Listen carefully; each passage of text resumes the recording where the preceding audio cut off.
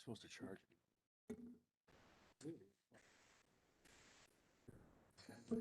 We're lobbying to, or cable was, it was none of us, it was only cable. Who's killed? Right under the bus. Right under the bus.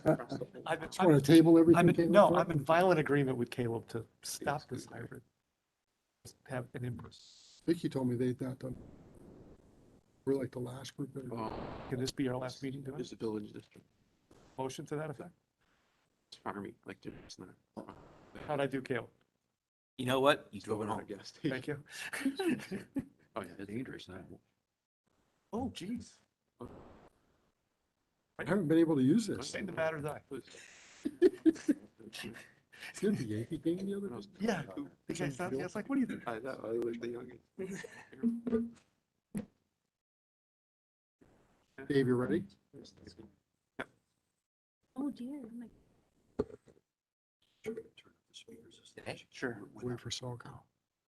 Yeah. Was it like a Yeah. papers or something? Or was it the rain? Apologize, I'm right-handed. Oh, though, that's the so worst. Sure. Ow. Me too. Your ear gets a little. Got 3 balls of rain, now you got that. Hey, folks. Ready over here? Ready? There you go. All right, let's call the meeting of the Southington Planning and Zoning Commission to order for July 20th, 2021. Dave, can you call the roll, please? Commissioner Agoric, Commissioner Gorick here. Commissioner Volpe, Commissioner Volpe here. Commissioner Wulowski, Lowski here. Commissioner Locks, Commissioner Locks here. Alternate Commissioner Albanese, Alternate Commissioner Coles, Bowles is here. Alternate Commissioner Coviello, Alternate Commissioner Sable, Commissioner Santiago, Santiago's here. Vice Chair Salka, Commissioner Salka here. and Chair Hammersley. Hammersley's here. I did hear from Joe Coviello. He's not going to be attending this evening, but we do have a quorum. So if we could all stand for the Pledge of Allegiance, please.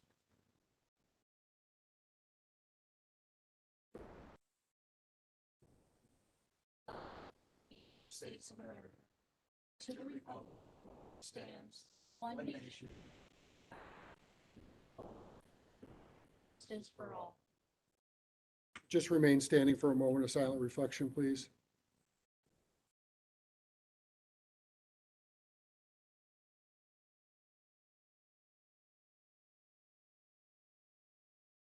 Thank you.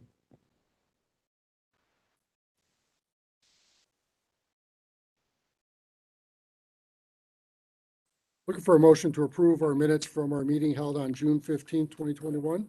So move, Mr. Chairman. Motion by Commissioner Salker. Is there a second? Second. Second by Commissioner Locks. All those in favor? Aye. Aye. Opposed? Ayes have it, motion passes. Item number 7 on the agenda, item A, Wesley Coat, special permit application to construct a garage which is in excess of 3 spaces, property located at 131 AKA 137 Mount Vernon Road in our 2025 zone, special permit number 651. Do we have the applicant here? Mr. Chairman, a table has been requested until we figure out the extent of the wetlands on the property. Okay. Thanks.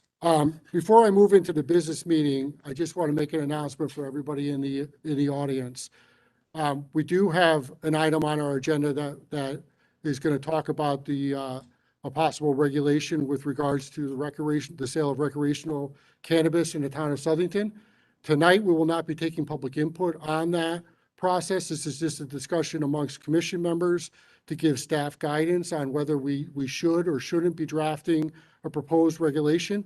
Once that regulation comes back at some point in the future, probably in August, we will be taking, as we usually do with regulations such as that, we will be providing an opportunity for the public to provide input to us. So I just don't, if anyone's here who is waiting for that, I don't want anyone to sit there until we're done with everything, because it is the last number on our agenda. And out of respect of your time, I want to make sure that if you wanted to leave and not be bored by listening about excess garages or, industrial buildings or that type of stuff, that, you don't really have to stick around, but it's your prerogative, of course. So, okay, so we'll move to item 8 under business meeting.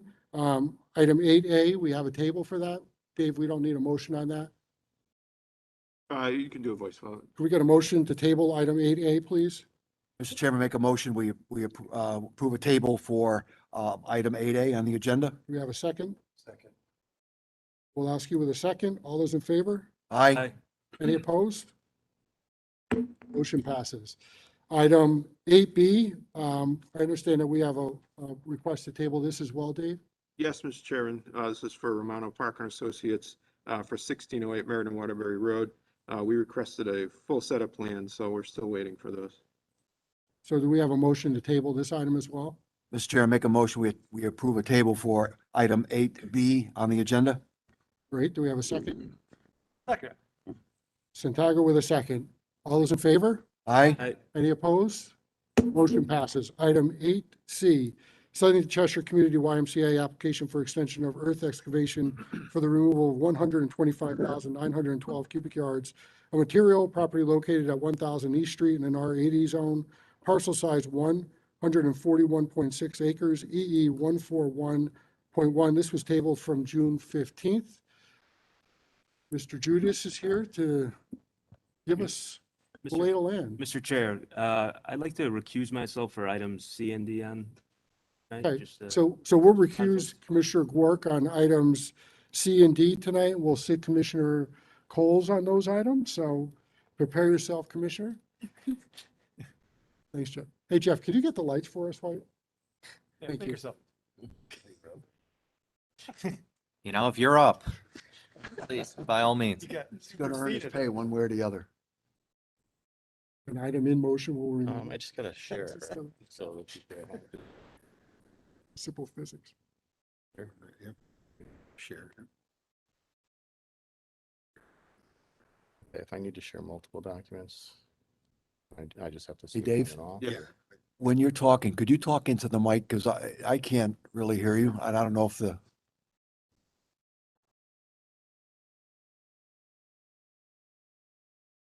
Thank you. Yeah, we're just limited with this because of the feedback, but I'll do my best to project more into that. Thank you, Dave. Good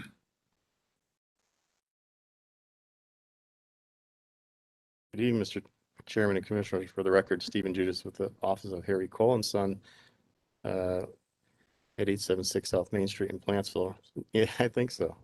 I'll call you back if we can't figure it out. Just trying to share this so the people at home can see what we're talking about. So tonight I'm here on behalf of the YMCA. We've been on the agenda for a while, but your meetings have been running too long, so I've been avoiding your meetings and requesting Yes. tables. I did sit through one of them, but after that I learned my lesson. So we're here tonight on behalf of the YMCA Camp Sloper. This application actually had been approved by this commission quite some time back. This was for an earth excavation of Sloper Pond. Sloper Pond is a great facility, a great feature at Camp Sloper. But unfortunately, it's an over 100-year-old pond. It was man-made, but it's been slowly filling in with sediment and silt due to different erosion around the site, mostly on the eastern end of the property. So, our original proposal was to remove approximately 115,000 cubic yards of material from the site. I'm sorry, 125,000 cubic yards of material from the site. We were proposing to do a mechanical dredge. This was the original plan that the commission had approved. We're proposing to, I guess I'm going to use my cursor here so people at home can see what we're doing. We're proposing to drain the pond in its entirety, construct a berm all along the northern edge of the pond to take water from the streams that run into the pond and discharge them through a point, existing dam at this location, and do some mechanical dredging with backhoes and dump trucks and bulldozers. A very intrusive operation, but at the time we felt that that was the best scenario for the pond. This was approved by the Wetland Commission in town, it was approved by the Planning and Zoning Commission. We went to Army Corps of Engineers and the DEP, with the plan was approved by those departments as well. And it went out to bid, but the bid numbers came back just way too excessive. The YMCA has a certain amount of money they allocated for this project, and our lowest bid was double that. So we've kind of taken the last year or so to take a step back, reevaluate our proposal, and change our methodology. So we're proposing basically this end result, except we're not proposing to drain the pond. We're going to do a wet dredge. There will be a barge, small barge that floats around on the pond and dredges to specific depths as depicted on our plan. We're still going to propose all of the amenities and features and improvements that the original plan had. We're just not going to have to drain the pond. So we feel that this is a much more environmentally friendlier application. It'll be done over a series of 2 years. We'll do a fall dredge, and then the materials will sit in 2 designated areas, which are outlined on the plan, brown areas. Will be pumped into filter bags. These are large 7-foot diameter bags, any length. And those bags will be allowed to sit and dewater over a period of a couple months, either the winter months or the summer months when camp is in operation. The other issue is we still have to run a camp through the summer here, and having water in the pond is always beneficial for the campers. So as each drying takes place, at the end of that, the bags are then opened and the material is trucked off-site. We do have a location just up the road in Berlin that has agreed to accept material from the site. That was one of the issues that we struggled with at our first approval, but now we know that within a couple miles up the road, we have a location for this material. And this process of pumping, dredging, dewatering will happen over a 6-month period, and then they'll start the second phase. And then again, the third phase, basically spring and fall is when we're proposing for this operation to happen over a 2-year period. We have gone to the Wetland Commission, received approval of our site plan modification.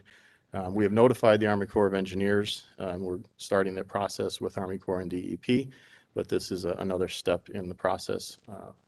A modification approval from this board is necessary for us to move forward. Hopefully I explained the process pretty well. Do you have any questions for me about what we're proposing to do? Any questions for members of the commission on this? Commissioner Walski? Yes, sir. My question would be, you said the material is going to be brought to Berlin. Yes, sir. Where in Berlin is it going? There is a farm up Southington Road on the right-hand side across from Timberland Golf Course. It's owned by Mr. McCacci. And he has agreed to let us fill in a portion of his property that had been excavated previously. So that's where we And believe. that's all approved by Berlin That's officials? our next step. That's our next step as well. Just wanted to check. So you expect it to be about the 115,000? Well, After it sits, it'll probably actually- reduce somewhat and compact? it should reduce considerably because the bottom of the pond is very wet. It's not sand and gravel. It's very silty, wet material, holds a lot of water. We believe that really that number will come down considerably once it dewaters. So Is by the, conventional methods, we're figuring 115,000 yards. It's hard to tell, right, but we think that number could come down as much as 25 to 30%. because you're doing it off of barges? Right. It'll And be just that the material at the bottom is so fluid. It's so, similar to what the Silver Lake project from 10 or so years ago? yeah, I'm not extremely Plus- familiar with that one, but yeah, Okay. that's my understanding. You all set, Steve? Yes, thank you. Commissioner Santago? Yeah. Hi, Steve. So it's 100, Slopers is 100 years old? I think it's more than that, actually. I think I was there opening day. I Yeah. can't remember. 100 years, yeah. Certainly half of it. So when you're doing this, is Slopers, like, is the day camp still going to be operational during this whole thing? It actually will be. The areas of dewatering will be fenced with safety fencing, chain link fencing and so on. And they'll Yeah. be slatted, so it's not something the kids will Just be. concerned safety for campers and all that kind of thing, because it's a pretty big construction effort, This is actually much smaller than what we were originally proposing. The original proposal had trucks going back and forth to the dewatering areas. We had access drives and things like that would have made the camper, let me back up a little bit though. The camp typically starts in June. So our hope is that the spring session will end before campers in this situation. Okay. With this scenario. So I misspoke there. The previous application, we were going to run it through the summer during camp. Okay, So in this application, we're actually proposing to stop when camp starts.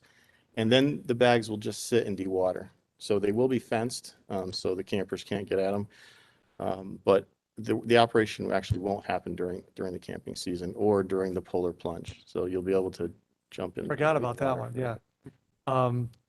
So, I mean, this year it seems like it rains every day, Yes. and who knows what weather happens? Mhm.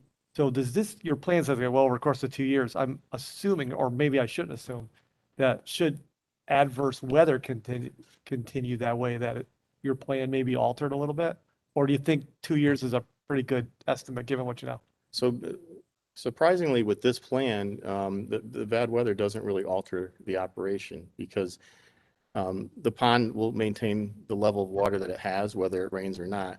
It really only, it doesn't affect, it only affects the poor guys on the barge that are operating the barge when it's raining out, really. So it shouldn't, it's actually a much better scenario for foul weather than the previous proposal. Okay, So we don't anticipate the erosion issues and things like that we would have had with the previous Gotcha. application. So we And- think this is a much a bigger improvement.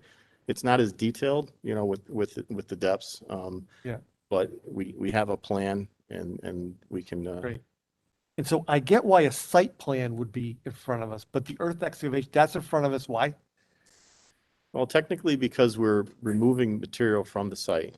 So because we're taking more than, I believe it's 20,000, 10,000? 10,000 for a second. I think 10, any site in town that you're removing or placing more than 10,000, importing or exporting more than 10,000 cubic yards requires an earth excavation. So So technically, we technically, fall- that's why it's before us versus just you're moving Yes. dirt. Yep. Okay, I'm good. Thank you. Okay, Just one question, Mr. Chairman. Steve, Sounds j- good. so the material is going to go into those brown spots, those Yes, brown sir. locations? Yep. And it's going to be on a barge. How do you get it from the barge to those locations? I guess you said they were in a big, some kind of a container. The barge is relatively small, actually, and it is pumped through a 4-inch pipe that floats on the top of the water and then goes across the land, either to this location or there's a little. Oh, okay, so it's not accumulated on the barge, only the pump Not is at all. on the It's just barge. it pumps from the barge through the pipe to the bag, directly to the bag. Got it. Okay, thank you. Yep. Sorry, I didn't explain that clearly. I have a question, Mr. Chair. Commissioner Volpe, go ahead. Yeah, so I'm looking at sheet E1 of the submitted site plans. I see that there's a couple proposed construction access points, and the way that it's displayed here, it's going to be done in phases. So are the access points going to be constructed in phases as well? And will those impact the terrain of the camp or interaction with the campers in any kind of way? No, this would be done prior to camp opening. And the access points, this one is off along an existing trail right now. This is an old road that runs out to East Street that would have to be just cleared and improved. But again, it would happen prior to any campers on site. And then this one, there is an existing road that kind of comes through here. And we would just come off that road and go into this little corner. So we tried to pick areas that are not intrusive to the camp or the campers. And again, the campers will not be here when that activity is happening. And those access roads would probably remain, well, this one would probably go, but this one would remain because the intent here is to provide a deep sump area. This is where most of the sediment comes into the pond. And the part of the improvement is to allow, we're going to put in a kind of a sluice gate here that allows them to lower the pond every winter, approximately 3 to 4 feet, to help with vegetation and also allow them to get in and pump this if there's any sediment accumulation. So hopefully in the future, 100 years from now, they won't have to do this. They'll just have to clean this little area out and they won't have to deal with the whole pond. We're trying to look forward as we're fixing things today. Great, thank you. You all set, Kristen? Yes. Yep. Any other questions? Yes, Commissioner one. Coles, sorry, Sue. Please. Thank you. Once that material is dredged and everything and it's sitting there, does it have to be tested before it gets moved? We've actually tested the pond already. During the winter, we brought barges or drilling mechanisms out onto the pond, and we did borings throughout the pond to see what type of material was there. And it was tested by lab, and it actually came back very clean. So the material, the lab was actually surprised how good the material in the pond is. It's not great from a construction standpoint. If it was gravel, everyone would be much happier, but it's clean. So, and the owner in Berlin also wants it to be assured that it's clean material as well. Now, So if first say that it fell through in Berlin, do you have another alternative? we don't, that's part of Berlin was kind of a godsend, to be honest with you. We had a lot of different places that we looked at and owners that we talked to about different sites. But this has taken a lot longer than we anticipated. But the Berlin site is vacant. It's open. It's a big field, and there's already an access driveway, so we don't anticipate any difficulty with that. Thank you. Commissioner Coles, go ahead. Thank you, Mr. Chair. So I just want to follow up on a couple of our, my fellow commissioners' questions. So you said that there was bore testing done. To what depth? Did they hit ledge? They did not hit ledge, no. Really? Okay. And then if you could, for the record, just tell us about the depth that the existing pond is and what our target depth is. The existing pond's approximately 8 feet deep, and our target depth's approximately 15 feet deep. So it's not a huge change, but there's more excavation, around the sides of the pond. And there's some areas of the pond, I use the cursor, the west corner, find my cursor. Oh, I can't find it, so people at home will have to take my word for it.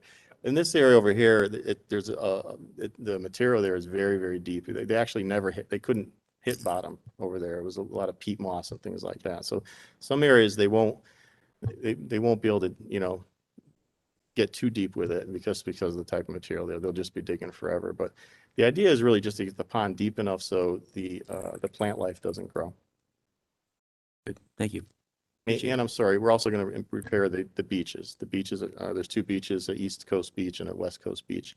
Those beaches would be repaired as part of the this proposal. So for that, would new material be brought in? That would be new material. That would be there's a mat that goes under it and a sand material over the top of that. And that's nowhere near 10,000 cubic? No. Okay. All right. Thank you. You all set? Any other questions from members of the commission? Steve, anything else? That's it. We're excited about getting this moving forward. It's been a long time in the works, and we're hoping that we can get this going hopefully by next spring. Great. So at this time, we'll entertain a motion on this item.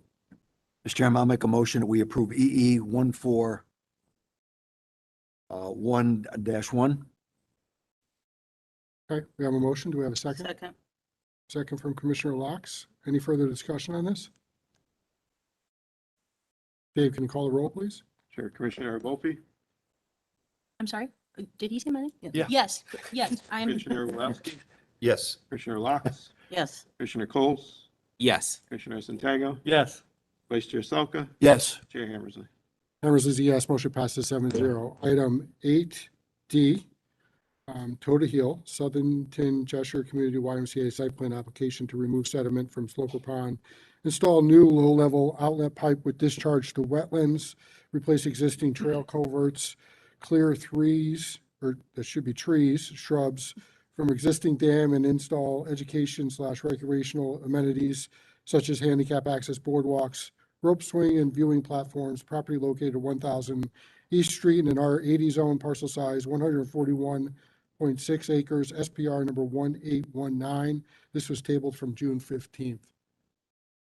Mr. Chairman, again, Steve Judith, the Harry Collinson. I think most of my previous presentation would apply to this application as well. Okay. Any questions on the site plan from any members of the commission?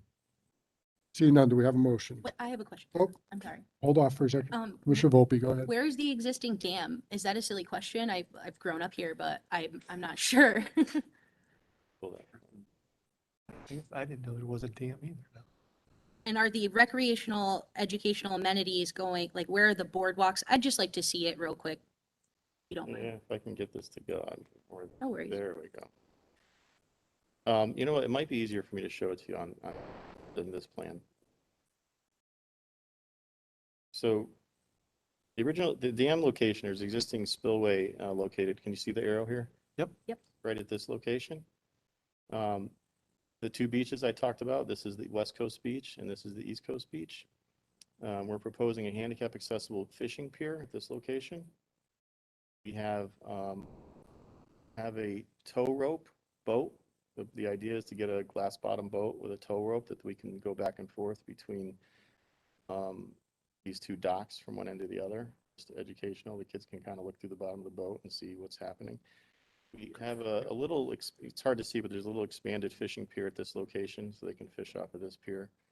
And then we have a couple other features that are more, we have a couple, we're proposing to sink some trees for habitat for fish.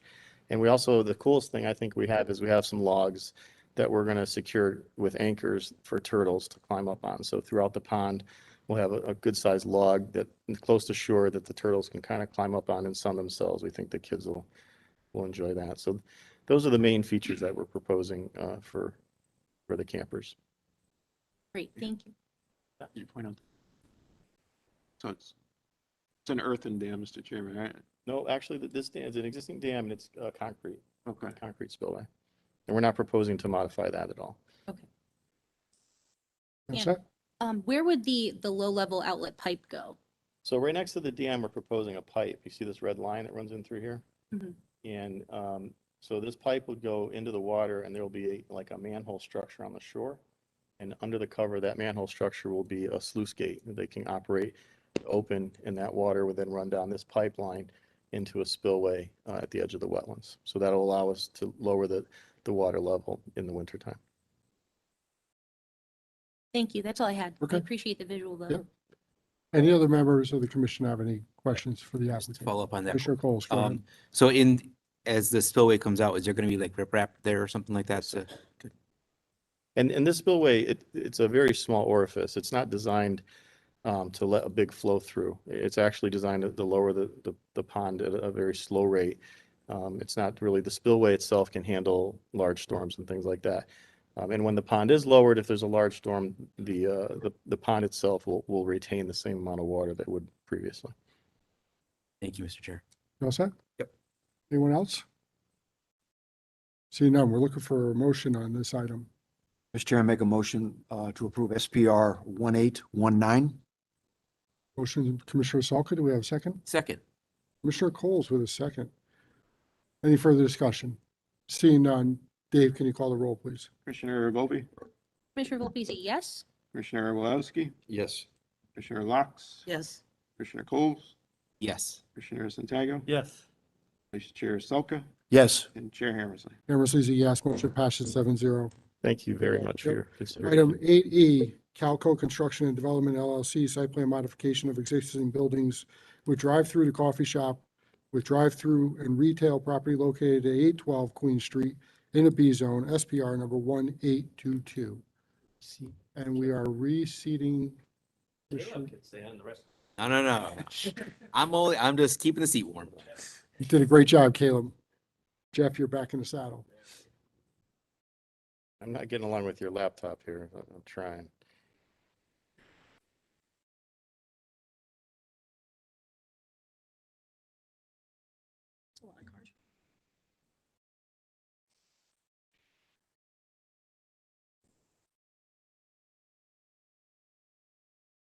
Two.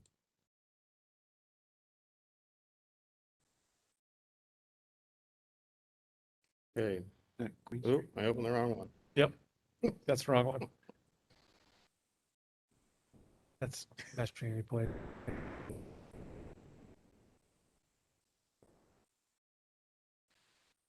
That looks better. I still have to figure out how to share it. So.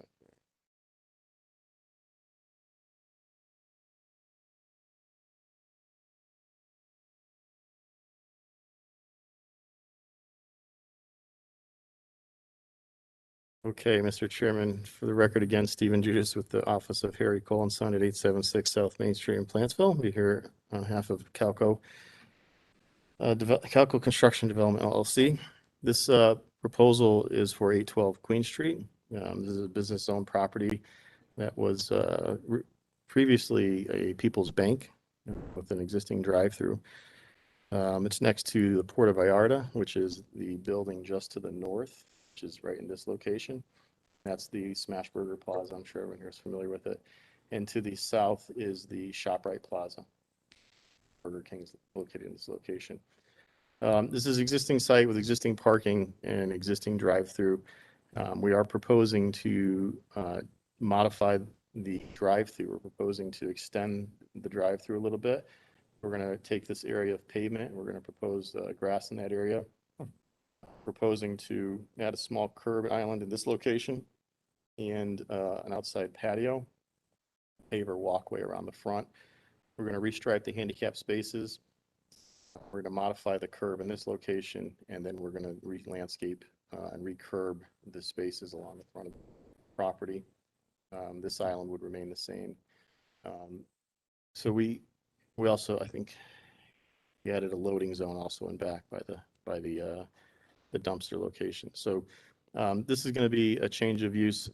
It's going to be a Subway shop and not a Subway, a sub or grinder shop rather. Let me rephrase that, and a coffee shop, and not a Dunkin' Donuts.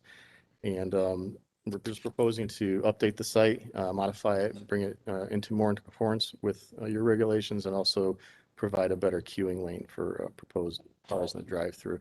We did receive comments from your staff, and we responded with responses as well. And I'm here to answer any questions you might have about the application.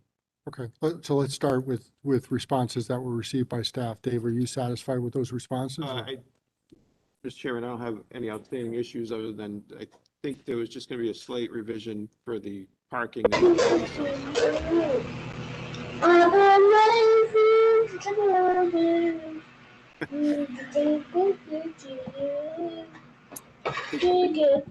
Beautiful.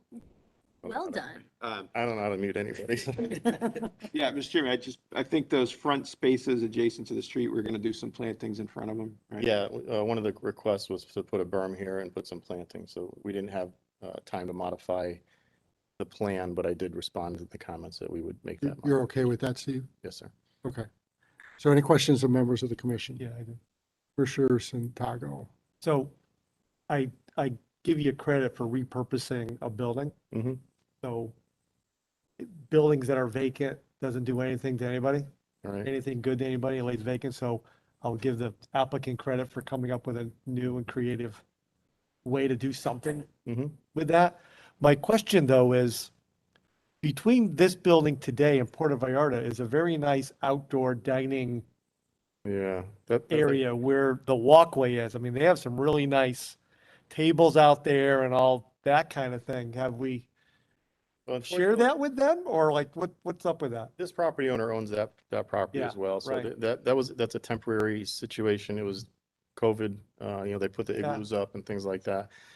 But unfortunately, once this building becomes occupied, that would cease. Yeah, because I mean, because a lot of restaurants are struggling Mhm. and the outside provides them a good, They do have, Vehicle. but they do have outside dining yeah, in in front of front their they have building. some. You Yes, know, they do. outside, in front they have some, and I don't know, since it is the applicant who owns that property, if, because I'd hate to have Puerto Vallarta suffer, you minus, you plus one thing and minus another, and they have I mean, it's a very nice area they have there. In between, I don't know if he could do anything else, given, the town has some leeway on some stuff there. Yeah, I think, Mr. Chairman, it would be an issue because it would offset the parking requirements. It would, As huh? nice as it is, he may try and come in later, Yeah. once this is approved. I think there'll be state influence on that in terms of allowing more outdoor dining, relaxing some parking requirements, but Okay. all of it, and he could always come in to. Yeah, because I Without think approval. hopefully something like that could happen, because I would hate for that business, which is, a good asset for the town too, to I agree. be adversely impacted. So if, I can assure you that the applicant really doesn't want to hurt himself. Right, So I'm exactly sure right. He's had that So, conversation with Porter. driving over there, I was like, ooh, that goes away if that is. So I'm It does. hoping, we don't hurt them. I could think, kind of think ahead for them. I think that if they needed it, there's probably options to expand the parking in front of their building a little further to give Okay. them more space for outdoor sort of outside dining at that location. Yeah. Okay. So you may see us back for that. Okay. All right. You all set, Peter? Yes. Okay. Any other questions from members of the commission?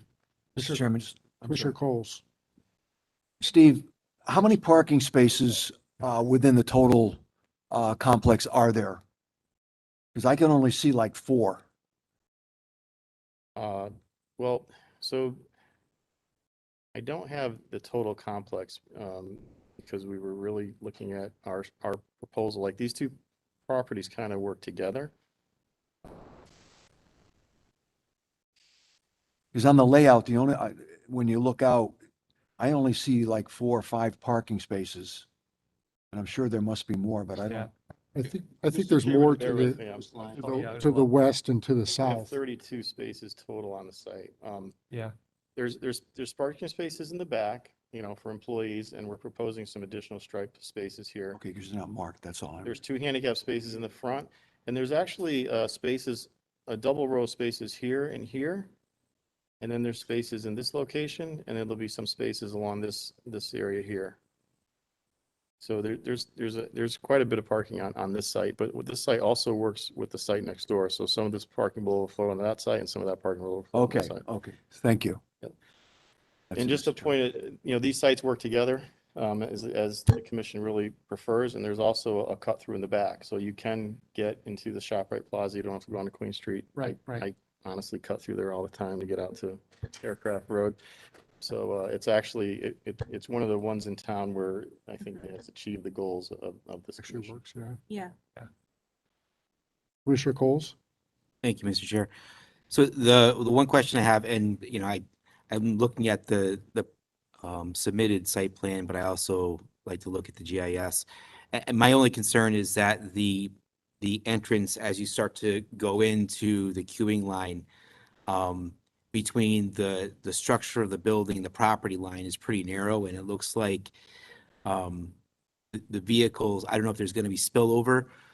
Well, I understand that the same owner owns both properties. Mhm. My concern is that at some future use, there might be a sale of the property, which would then put a There are cross easements on these Perfect. properties, so they can intertwine from here on out in the excellent, future as well. perfect answer. Thank you, Mr. Chair. You all set? Any other questions for members of the commission? Steve, just one question. That area that Caleb was just talking about, Mhm. right here? What's the divides those cars from that? We'll call it a walkway. It's a dining area right now, but what, It's actually the bypass. It's the bypass for the drive-through. So vehicles can actually get, if they don't go into the drive lane, they can go around. the drive around, Yeah, drive. exit on the other side? Okay, It's actually a paved surface. okay. Commissioner Coles, If I may, go ahead. so that will be striped also to kind of Yeah, we have a stripe that kind of comes up to the 4th car, and we can extend it if that's, if you think that'd be better, we can extend that up to the front of the building.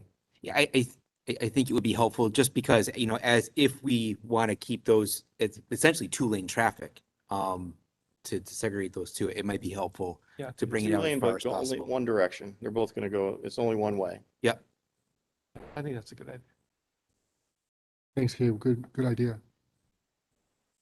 Any other questions or comments from members of the commission? Commissioner Ward? This was originally planned to be a Dunkin' Donuts, and the queue on those is usually out to the street.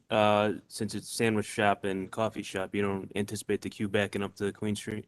I don't, it's not a Dunkin' Donuts, Okay.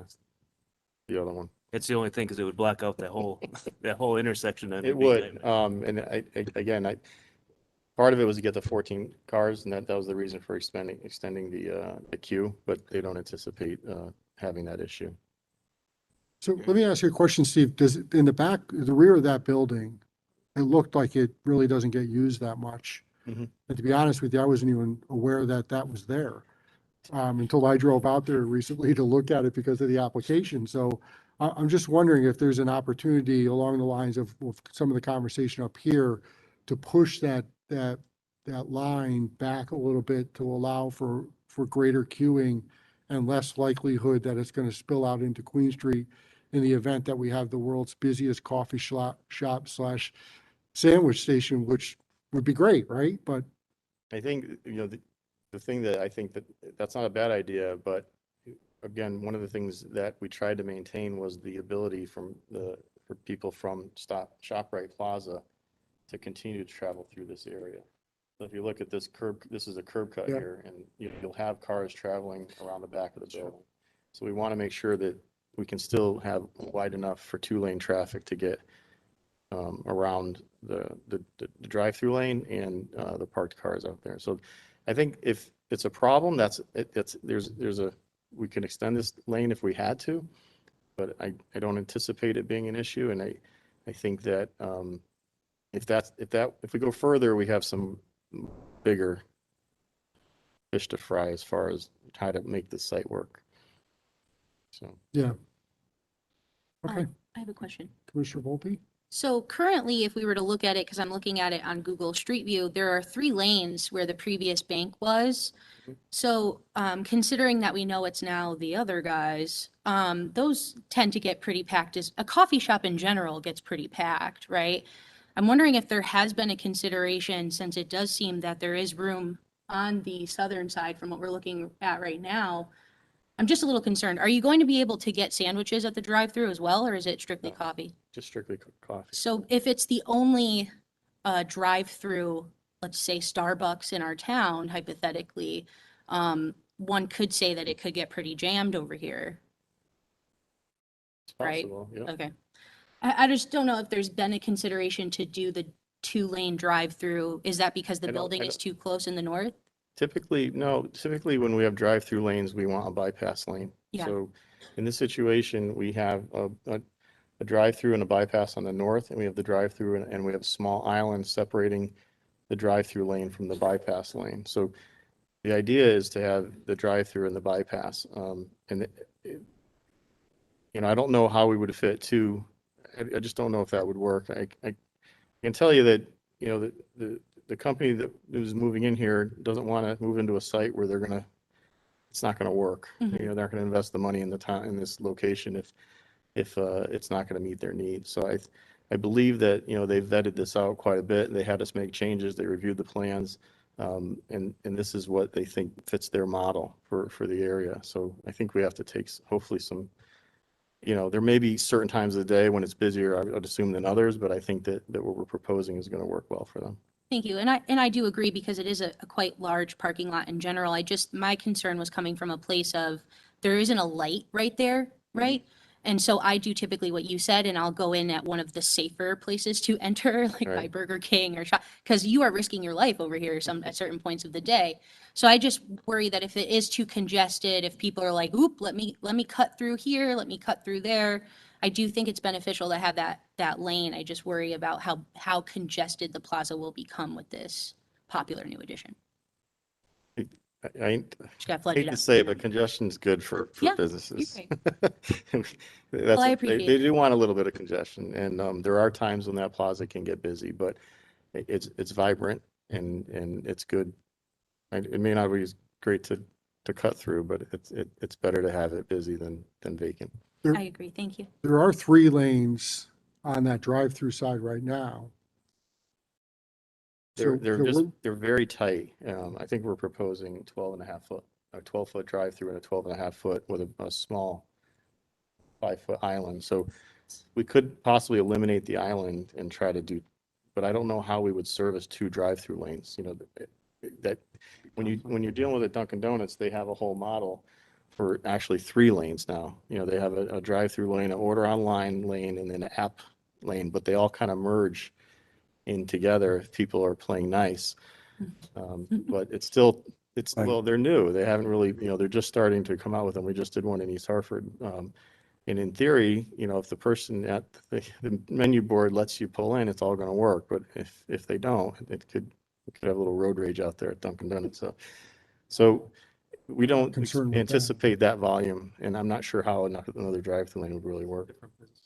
Our only sort of issue that I would raise is that this is the only time we get to see this. And if it becomes a safety issue, then it's a safety issue caused by an application that we didn't, or maybe it could be argued that we didn't think through completely. So just to play devil's advocate, perhaps, the the way out of that drive-through would be through that road, that connecting road to the ShopRite Plaza. And it wouldn't need to be to that, to the south on there. And I'm just trying to prevent a queuing problem.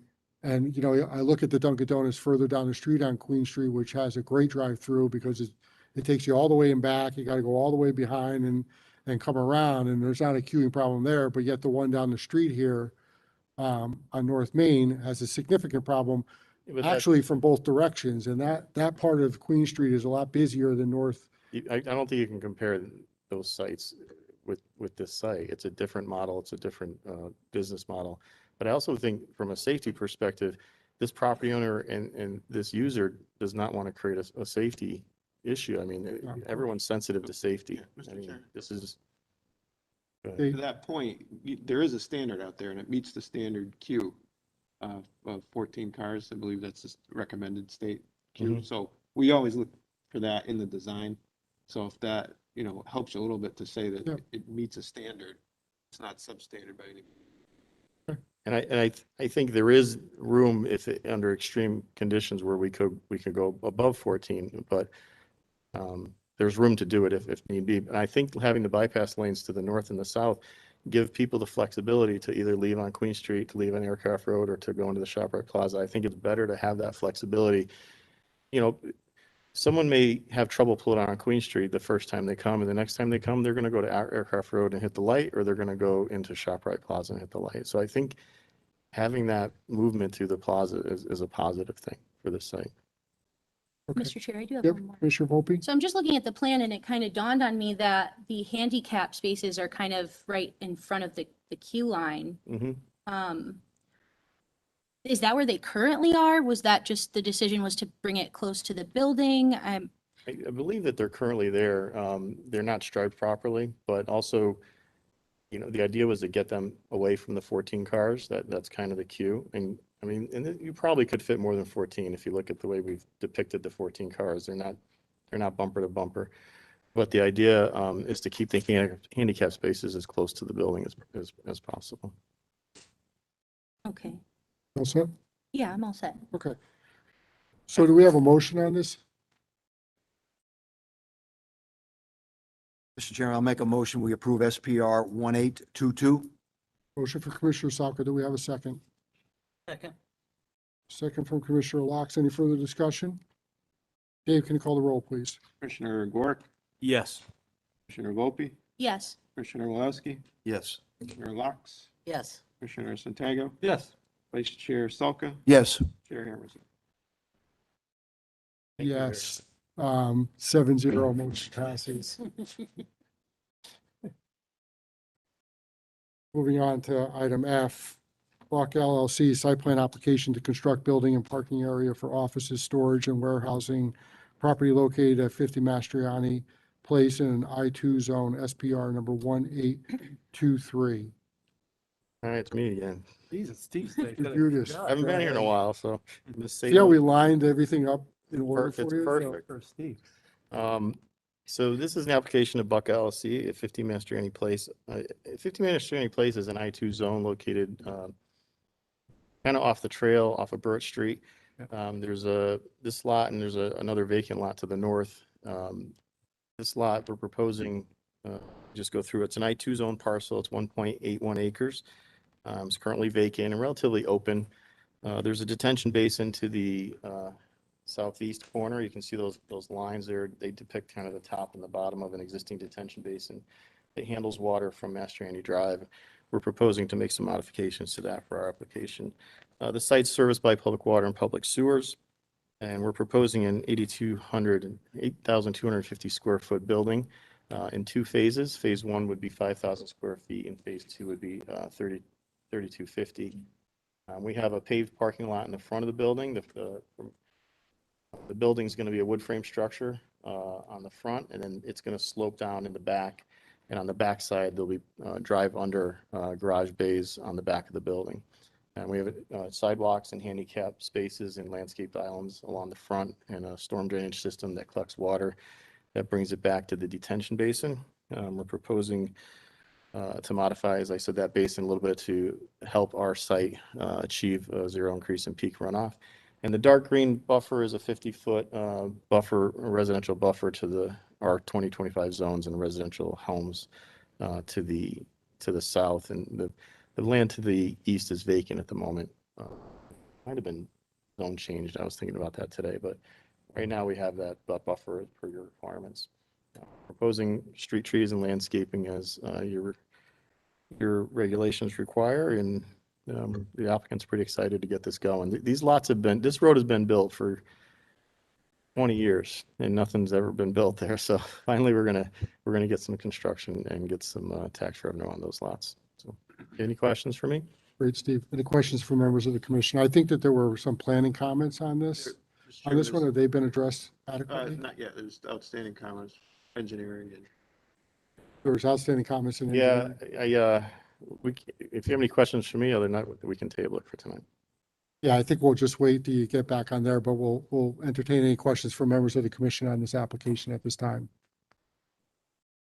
Don't see any. Could we get a motion to table this? Mr. Chairman, make a motion to table SPR 1823. Second? Second. Commissioner Santaga with a second. All those in favor say aye. Aye. Aye. Any opposed? Motion carries. Thanks, Steve. I think this might be your last one on the agenda tonight, but item G, Central Connecticut Resource Recovery LLC, site plan modification to an existing site plan, reducing a portion of landscape buffer from 50 feet to 20 feet. Property located at 65 Triano Drive in an I2 zone, SPR 1687.2. Mr. Judas. Yes. Good evening again. Just trying to.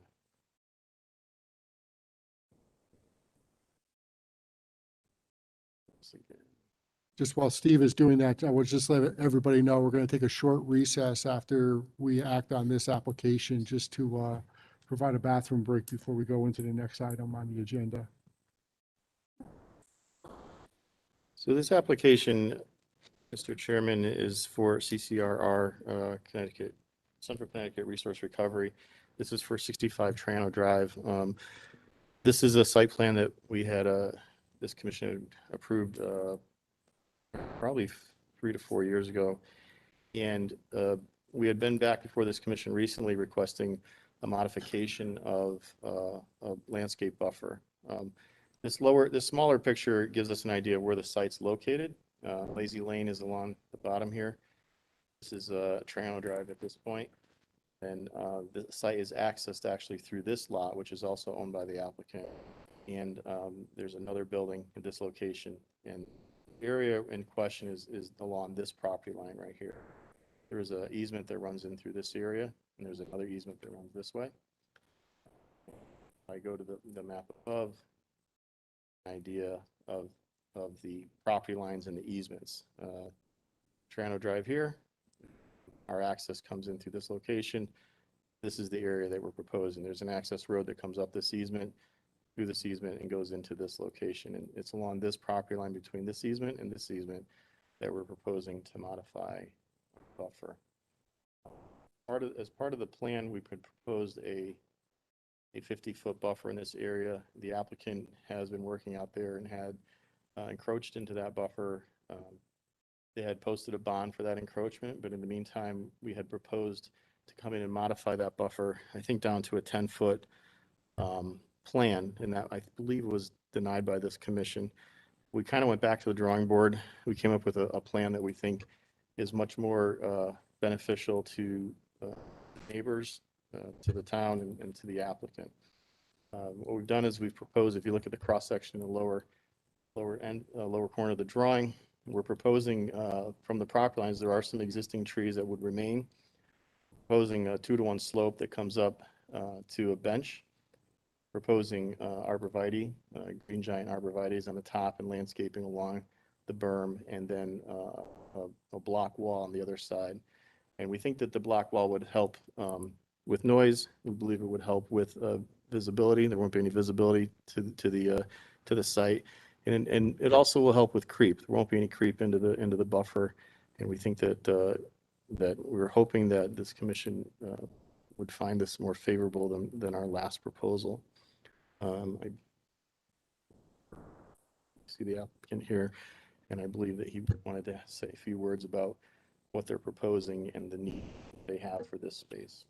So As Jack makes his way up there, just a quick question, that black wall faces the neighbors or faces the interior? faces the interior of the site. So Okay. the neighbors would only see the trees, the berm, and Got the it. arborvitae's at the top.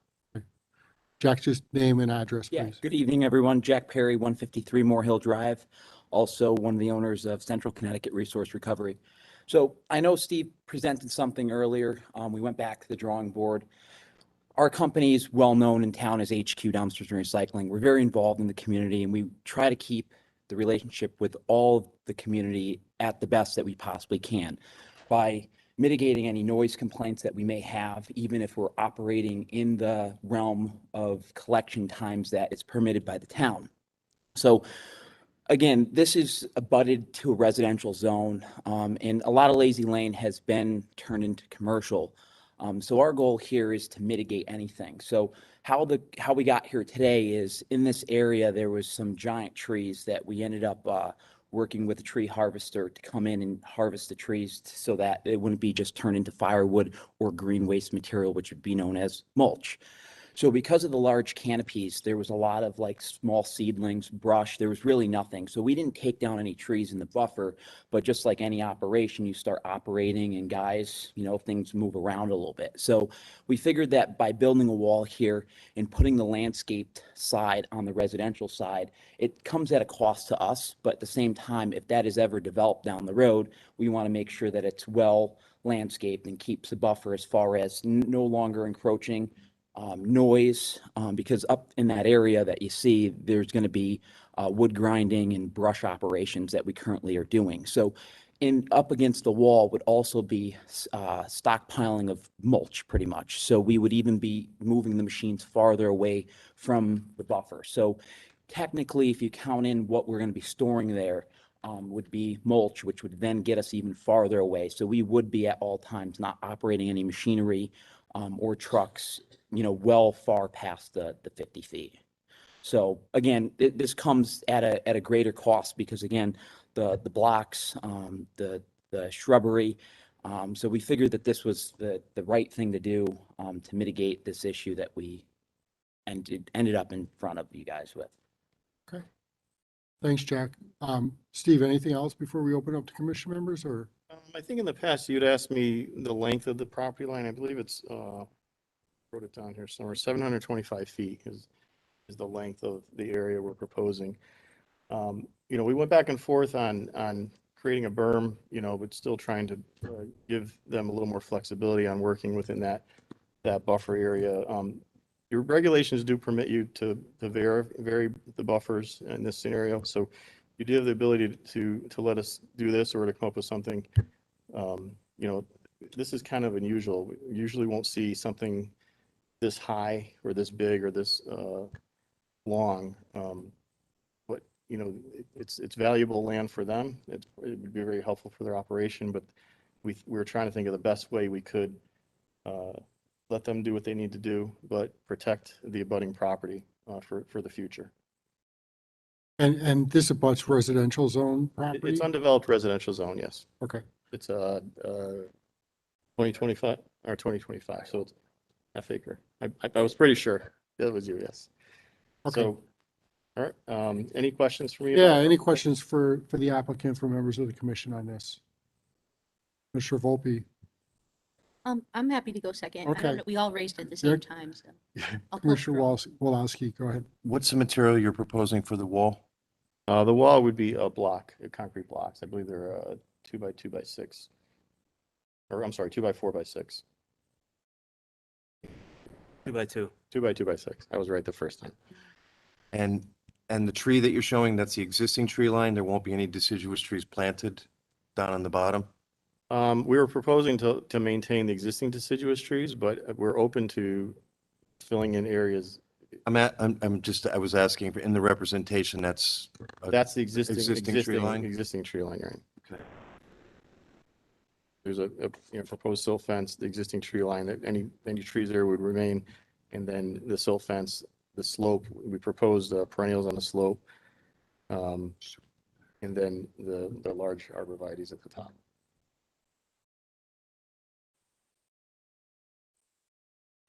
Good, Steve?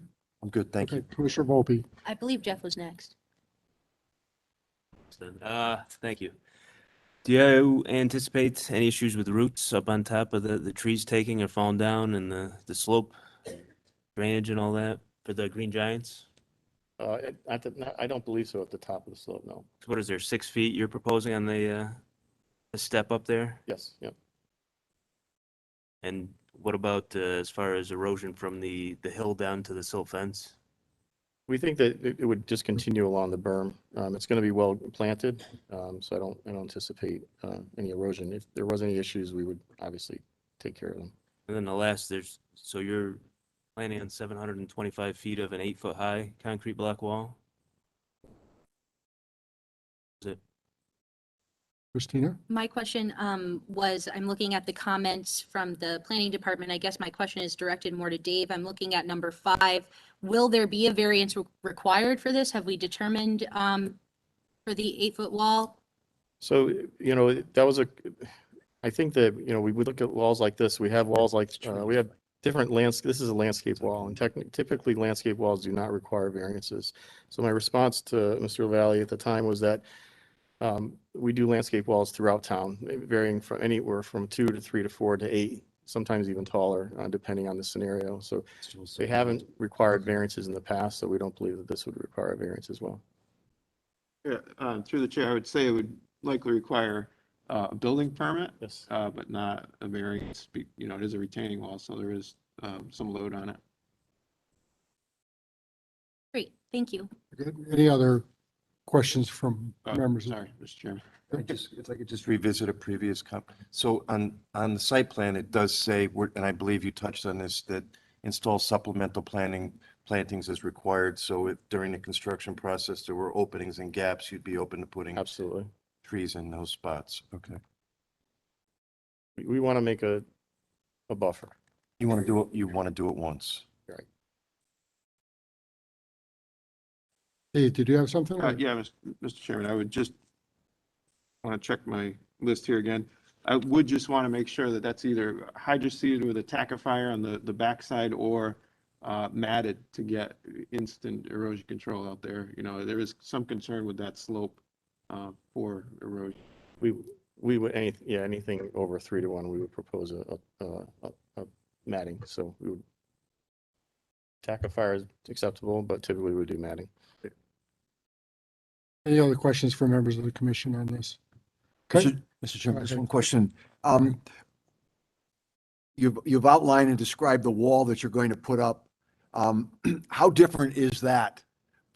Forget the height for a second, but from the planting standpoint versus what was on the original proposal that you bonded for? How different is sort of the planting and? The original plan didn't propose any plantings in this 50-foot buffer. It was just a natural, whatever was there was to remain. We had larger trees, but you had more scrub brush at the lower level. So I think we think that this is going to be better than what was originally there because it'll be thicker and it'll be more of a wall of vegetation where the original vegetation was scattered.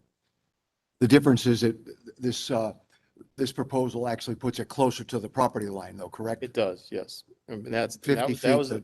that was the reason to bring the height to make the berm and try to get the berm up high to create more of a visible barrier to the abutting property owners. And what is to propose, what is to block, for example, the applicant from moving, I'm looking here and it says it's a 50-foot buffer from the outside line there to the left of the berm to that gray area.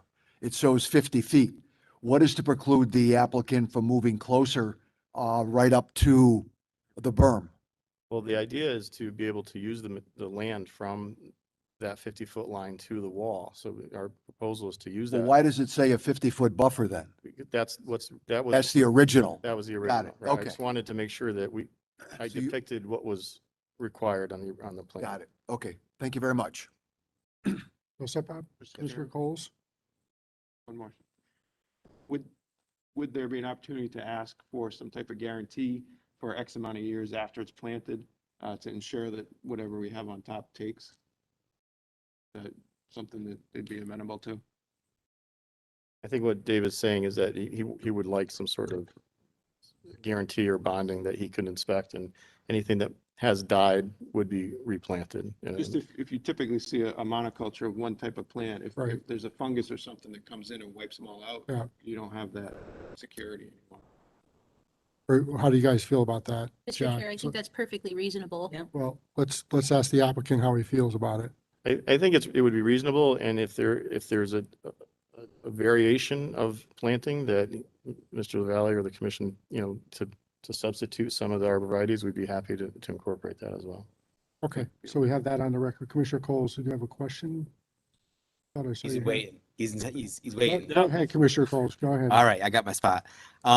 So the top of the berm is a 6-foot ledge, correct? Proposed. Yes. So does that 6 feet include the 2 feet construction of the wall? Or is it 8 feet? No, it's 6 foot, it's a 2-foot wall, 6-foot ledge, and then it's 12 feet to the property line. Okay. And then the berm itself, is that going to be manicured, maintained, or is it just going to be planted with grass and let to go wild? I believe the intent is to let it grow wild. And to follow up on that too, I've mentioned this in other conversations, that my concern about some of these trees dying off, and then, we lose the benefit of that particular barrier. So I think it's a great idea to give an opportunity for the applicant to follow up. I think that's fair to everyone involved. And I think that the idea of this is to propose a berm that lasts, and that's in the best interest of the applicant, for sure. Oh, one last thing. And this might be a question for staff, but in a wall that height, is there a requirement for some sort of safety fencing at the top, or? We're gonna have to check with the building department. We do have that ledge there, and I think it will depend on how well the arborvitaes fill in. We may need some safety fencing until they're completely grown, but we'll definitely verify that with the building department. Thank you. All set? I'm all set. Thank you. Okay, Commissioner Wark? Just quick, how high do you intend on the material storage piles to get at their max? They vary. I think I can answer that. So again, it's going to be mulch for the most part. So again, we don't want to stack that too high because it becomes combustible in the heat, and then we'd have an internal fire in the pile. So again, the piles would obviously keep to minimal so that they're not too high, so that they don't get too hot. You have Give us an example. Yeah, do you have a height? Typically right now, I think we don't go over 12 feet with our piles, and we're constantly trying to keep them moving so that they don't combust, because that's a concern of ours, because it's obviously product, and anybody's product that catches fire, then it's no good. So you're planning with this berm and the 8-foot high wall, and then the arborvitaes on top, that you shouldn't be able to see if everything's grown in? Correct. Okay. I think right now there's nothing over 10 feet back there. All set, Jeff? Yep. Any other questions of the applicant from members of the commission? Seeing none, do we have a motion or further discussion on this item? I'd like to make a motion. Yeah, this is a site plan application. We don't take public input on a site plan application, so that's just part of our process. I understand that, and this is, again, a site plan application.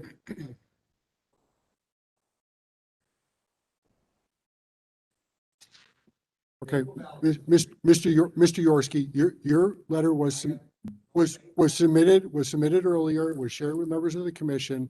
In a site plan application, we don't take public input. So that's the way our process works. I understand that, and you're not the applicant, so we only listen to the applicant, and then we received your letter, and it was put into shared with every member of the commission, so it's not.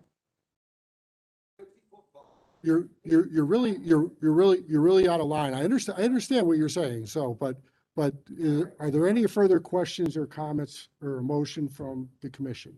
Yes. Commissioner Locks. I'd like to make a motion to approve SPR 1687.2 with the stipulations that we either hydroseed or mat. And we also examine the plantings after a certain period of time. You want to give us a timeline on that, Sue? Or What do you Dave, think? do you have Maybe a suggestion? 5 years or so? I mean, it takes a while before Yeah, arborvitae's. five, Mr. Chairman, five would be. Five would be extension good? Of what we usually ask for, so that's asking, for a belt and suspenders, so. Okay, then 5 years. Okay. So we have a motion. Do we have a second?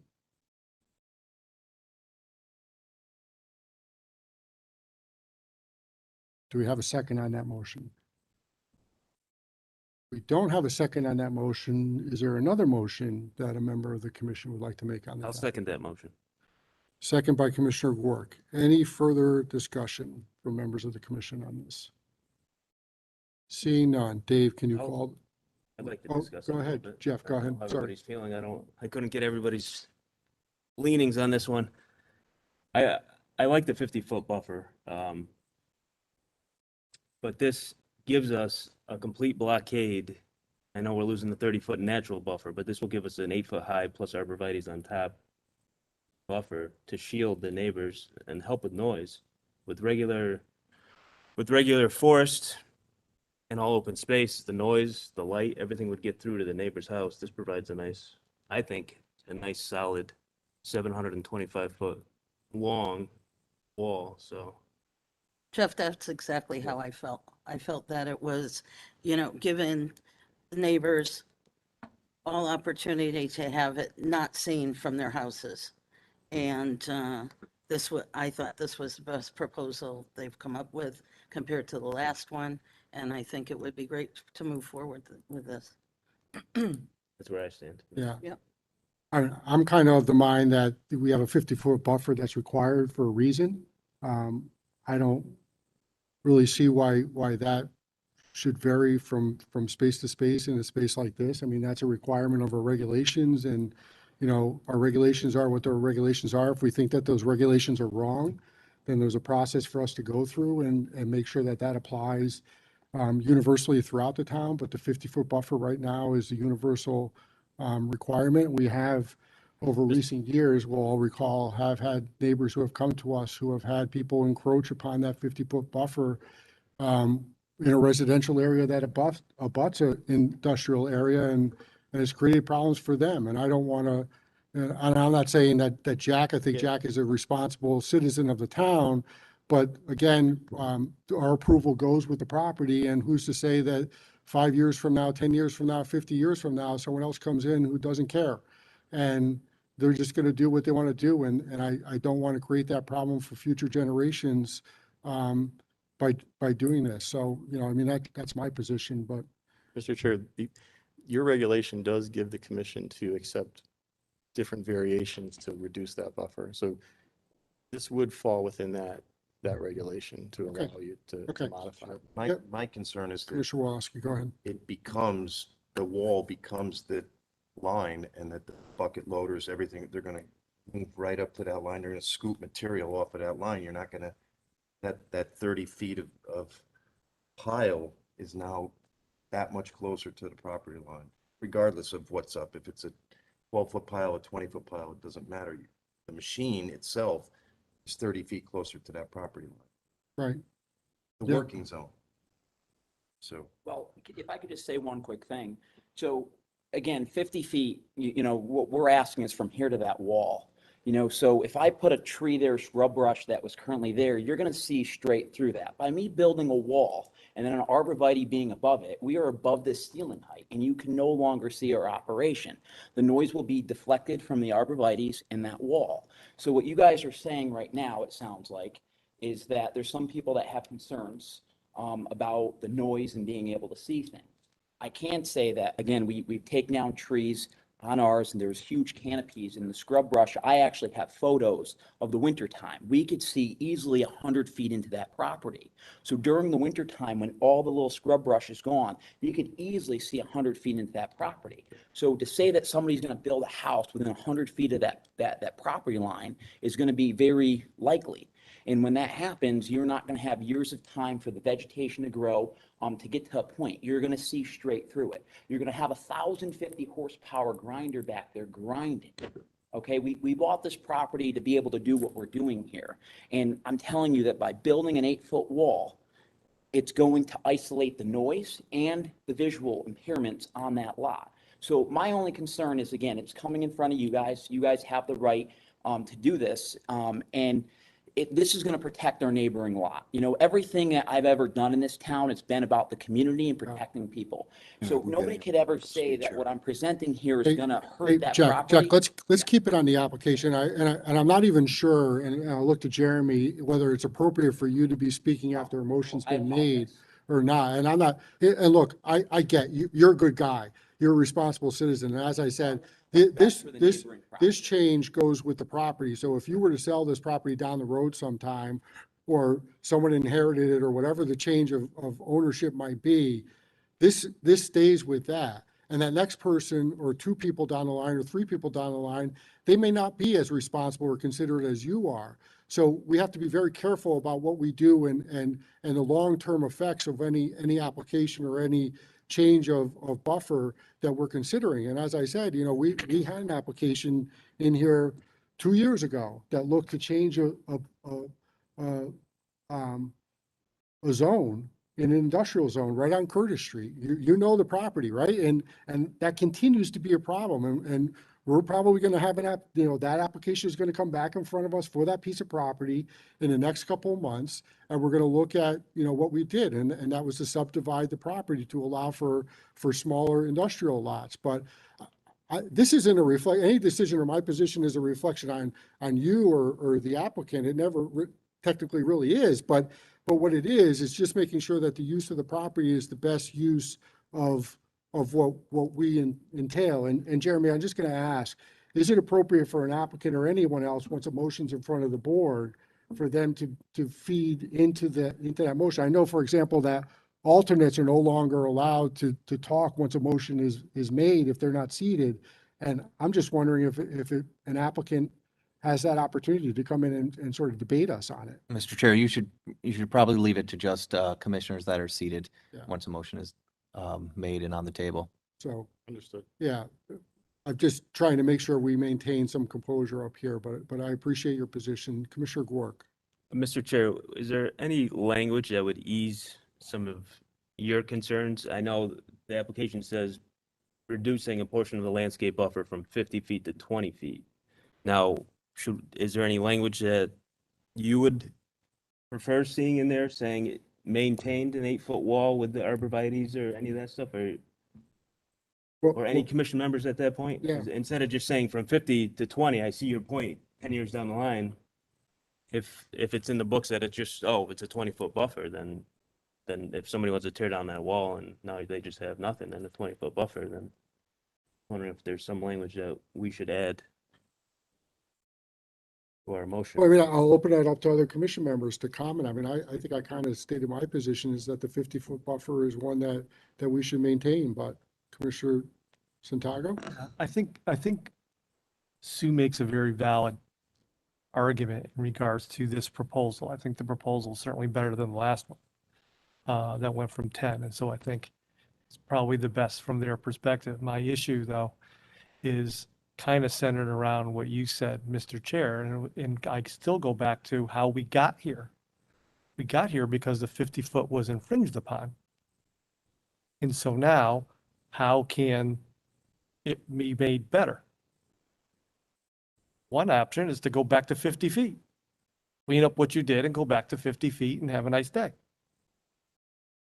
So that's one option, which I think we said last time. This is trying to make it better. I mean, if this is denied, do we come back, the applicant comes back to 30 feet? 40 feet? Or do we simply say 50 feet's 50 feet, you did a wrong thing, go back to where it was?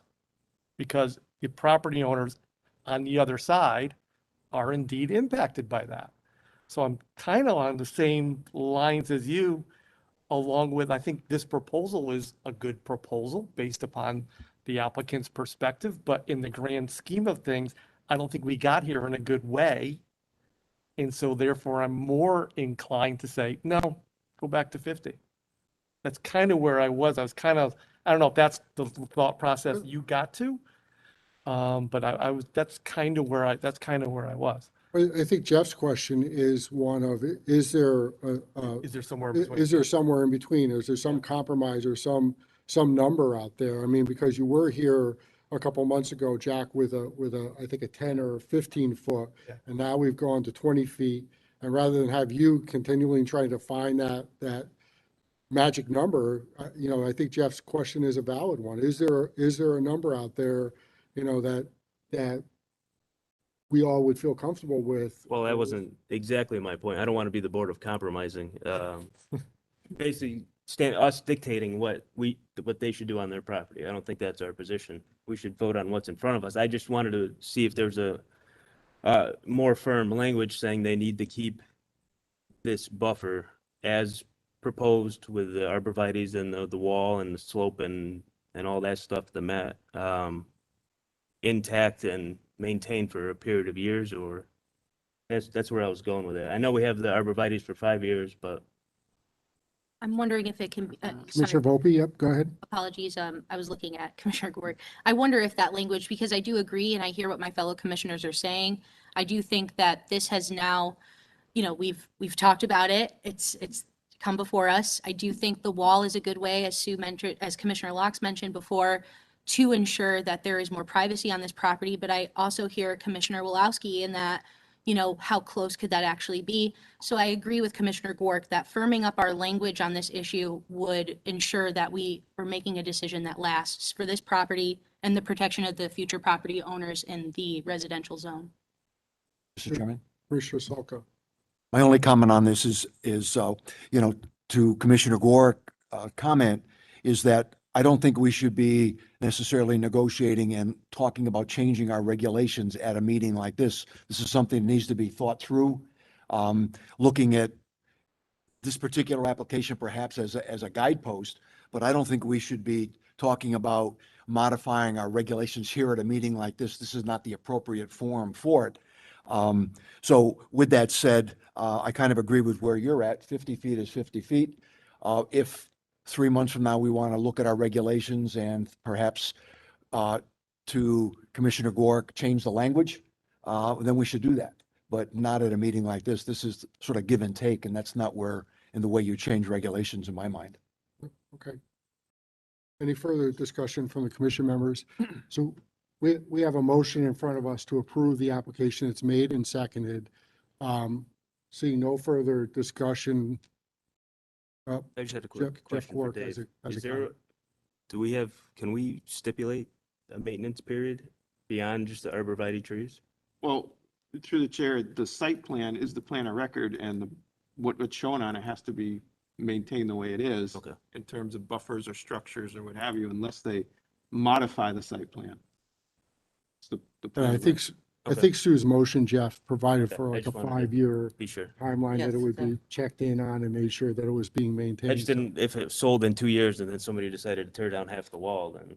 I don't- So my, Yeah. Mr. Chairman, I don't know if respectfully, if Commissioner Locke would have to modify her motion, but what I had said previously, with the examination of the plantings after 5 years, I would add and replace any compromised trees, just so that is on the Okay. record. That would be Agreeable to fine. that? Any compromised trees. Jeff, you I'll agree to that? re-second, yep. Okay. So that's a motion before us. Seeing no other discussion, Dave, can you call the roll, please? Commissioner Gork, Yes. Commissioner Volpe, Yes. Commissioner Wolowski, No. Commissioner Locke, Yes. Commissioner Santiago, No. Vice Chair Salka, No, and Chair Hammersley. Hammersley's a no, motion fails 3-4. So we're back at square one. Do we have a motion on this application?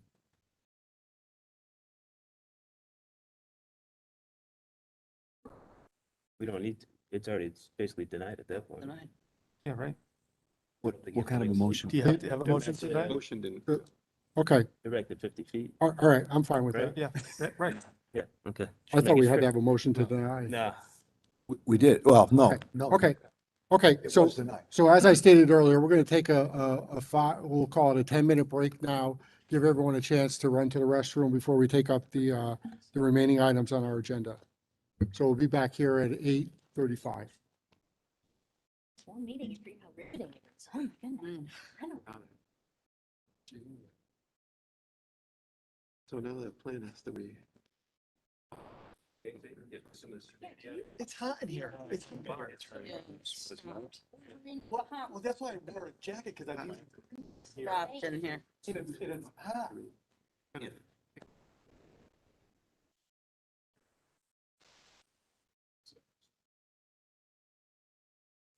Exactly.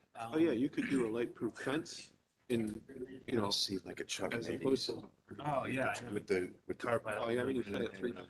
It's gotta be listed, you know. So I don't see anything. That's a good thought you were saying, but I like it. Okay. I can't see this. AC. Yeah, do something about that. But that's I that's was where trying the to get right everybody goes. honest. That's what the regulations after the site specific. It's 50 feet across the state. Yeah. You know, for reduction and all that stuff, so. Yeah, you can. We sent you ours kind of late last week. You tore down probably. We sent you ours kind of late last week. The question I forgot to ask was. I'd leave it up. Is he still encroaching? Yeah, just in case Seb has something. I think Seb What's might the have some. shape? What shape is the? I saw him with a flash drive. So.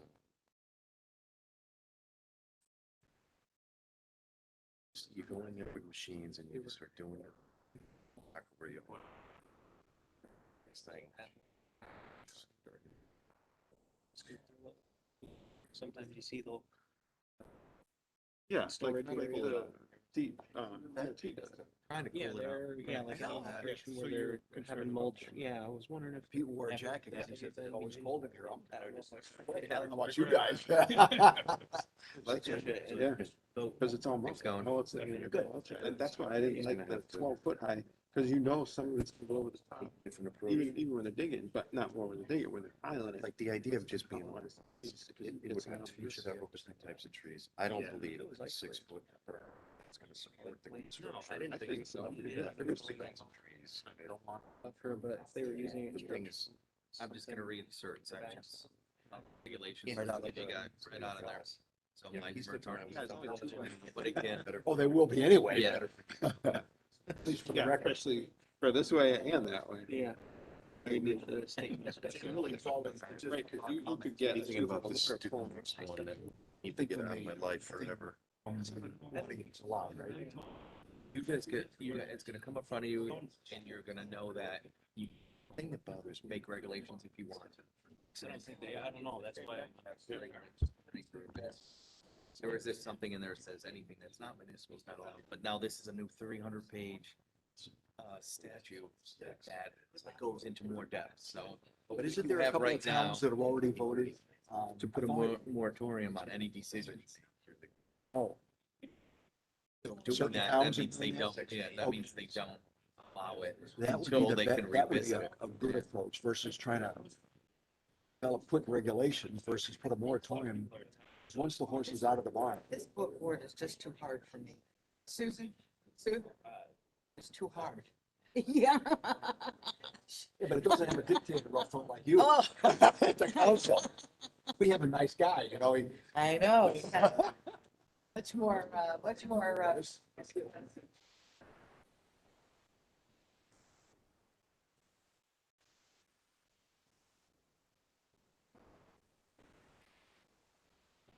But I wouldn't bring up the Yeah. I wouldn't bring up.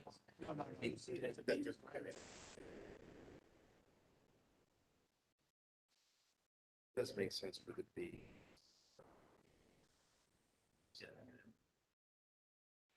I don't want to say especially up there. Take something. Or bring up and it says, oh, we're gonna allow it.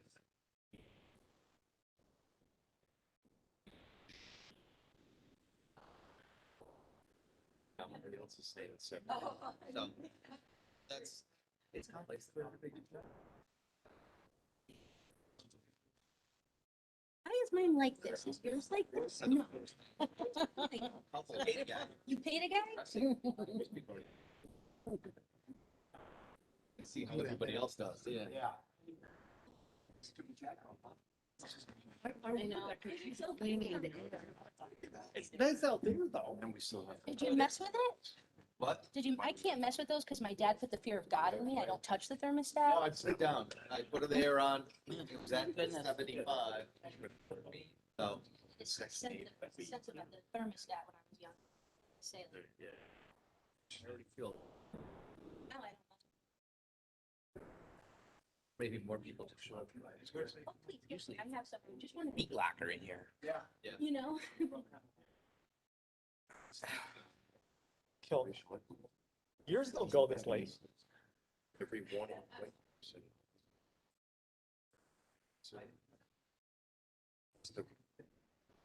But you cut them off. To 2021. Yeah. That's like, that's, to me, that's the most obscene thing. That was a tough vote. Are those your You don't even get kids? to discuss that. Well, yeah. Oh, my goodness gracious, how cute. We have one cat. His name is Floofin.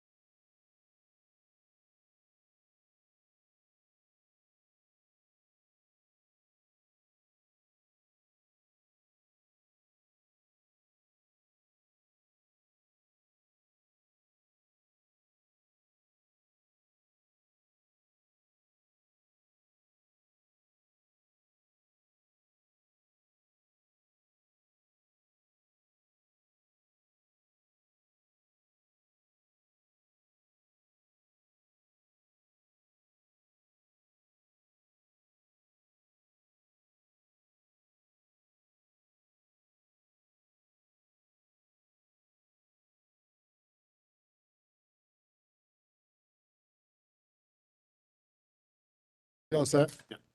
Sue? Good? Christina? Ready? Always, You good? yeah. You ready? I'm hot, but Yeah. You should see what it was like when we first got here. Actually, it's, I just meant like physically attractive. No, I'm just kidding. you really just said that. I couldn't help it. What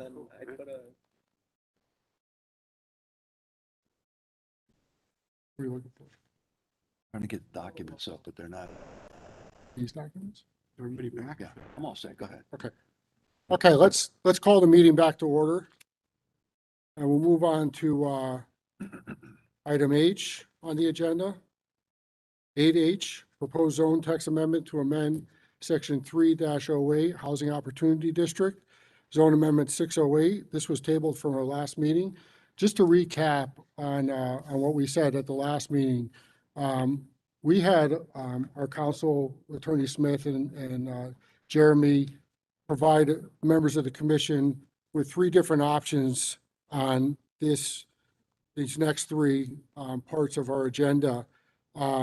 And then that was shared with members of the commission yesterday evening, I believe, actually. And, you know, it sat with them and we, you know, sort of set the table for whatever action we were going to take up here. So with that, I'm going to read the first part of the language that was provided because it appears and it sort of just lays the table out of what's occurred relative to this piece of property. We have a pretty lengthy, what I refer to it as a preamble, but I'm going to read that just to get it into the record, and then we'll open it up for a motion on the on item 8H. And so it goes. Whereas the Planning and Zoning Commission met on July 20th, 2021, and made the following findings. Number one, the applicant is proposing a zone text amendment to amend section 3-08 Housing Opportunity District, HOD Zone Amendment 608, a petition to change zone district from R80 to a Housing Opportunity District for property located at 295 Landing Street, zone change 569, and a site plan application to construct an age-restricted affordable housing development for 30 units under Connecticut General Statute Section 8-30G for property located at 295 Landing Street, SPR 1811. Number two, the site is located in a residential R80 zoned area with proposed residential dwellings on Landing Street with Interstate 84 to the north, Doral Lane to the east, Aspirin Way to the south, and Queen Street to the west. Number three, the applicant has submitted a site plan proposal with the following elements: 15 buildings, of which contains 2 residential units for a total of 30 dwelling units. 9 of the units will be affordable dwelling units. Parking spaces are provided in the front of each building. One main means of ingress and egress is shown on Landing Street, and an entrance on Landing Oaks contains a boulevard feature with a median. An emergency access within the easement over private property is shown going through the adjacent Baptist Church parking lot and onto Landing Street. Septic systems for each of the 13 duplex buildings on site. Item number 4, the submitted proposal includes a traffic generation analysis, site plan, sedimentation and erosion control plan, and an affordability plan. Number 5, the applicant has taken a position that except for section 3-08, if amended as a result of, as requested, all other Southington zoning regulations are not applicable, and thus the proposed plans are not required to comply with the elements of permitted developments within the residential R80 zoning district. Number 6, the 295 Landing Street application materials, together with further information required from the applicant and his professional consultants during the public hearing, and further information acquired from experts and staff under the commission's employ and/or direction, the testimony of the public contains sufficient information necessary for a fair collective determination of the issues. Item number 7, the commission finds that the applications to change the zoning map for the subject property for R80 to HOD and site plans are unified and integrated and apply specifically to the subject property. The text amendment, however, does not. Number 8, the commission collectively finds that that Southington has a documented need for affordable housing 5.54% of Southington's housing qualifies as affordable according to the state of Connecticut Department of Economic and Community Development's 2020 Affordable Housing Appeals Procedure List. Since Southington does not have the state required 10% affordable housing, it is subject to section 8-30G of the Connecticut General Statutes. Number 9, throughout the public hearing, the commission has expressly recognized that there is a need for affordable housing in Southington as defined by section 8-30G. Number 10, the applicant submitted the affordability plan pursuant to section 8-30G, identifying 50% of the dwelling units or 5 units will be affordable and will be afforded to families whose income is less than or equal to 60% of the area or statewide median incomes, whichever is less, and 15% of the dwelling units or 4 units will be afforded and will be affordable and will be offered to families whose income is less than or equal to 80% of the area or statewide median incomes, whichever is less. Number 11, the affordability plan describes the rental amounts and they appear to be consistent with 8-30G's requirements. Number 12, the project is considered an affordable housing set-aside development, which means it is in a development where not less than 30% of the dwelling units will be conveyed by deed containing covenants or restrictions which shall require that for at least 40 years after the initial occupation of the development, such dwelling units will be sold or rented at or below prices which are 30% or less of their annual income, where such income is less than or equal to 80% of the state or area median income, whichever is less. According to the 2019 figures, the state's median income is $104,000 and the area median income is $97,000. Excuse me, therefore, the area median income would be used for these purposes. Of the 30% affordable units, at least 15% of the dwelling units shall be sold or rented to families whose income is less than or equal to 60% of the area median income, adjusted for family size. The remainder of the dwelling units shall be sold or rented to families whose income is less than 80% of the area median income, adjusted for family size. Number 13, a public hearing was held on the dates indicated above to receive comments from the applicant, the public, and the town staff. And just as reference, the hearing was held on April 20th, 2021, May 4th, 2021, May 18th, 2021, June 1, 2021, and June 15th, 2021. So with that, I will open up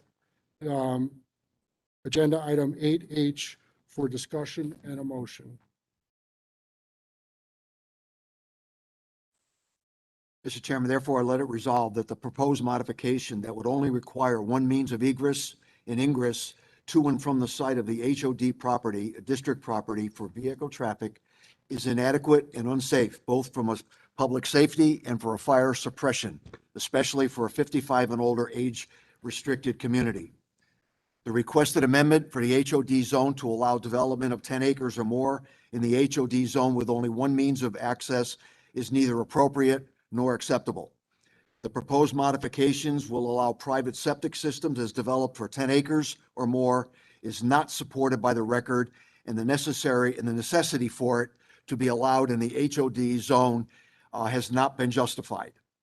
The utilization of the private septic system is inadequate and poses a threat to the public health and safety to the proposed residents, as well as to the adjacent landowners and the nearby property residents to this environment. Therefore, Mr. Chairman, I make a motion that we deny ZA 608. So we have a motion to deny zone amendment 608. Do we have a second? I'll second that. We have a second from Commissioner Santago. Any discussion?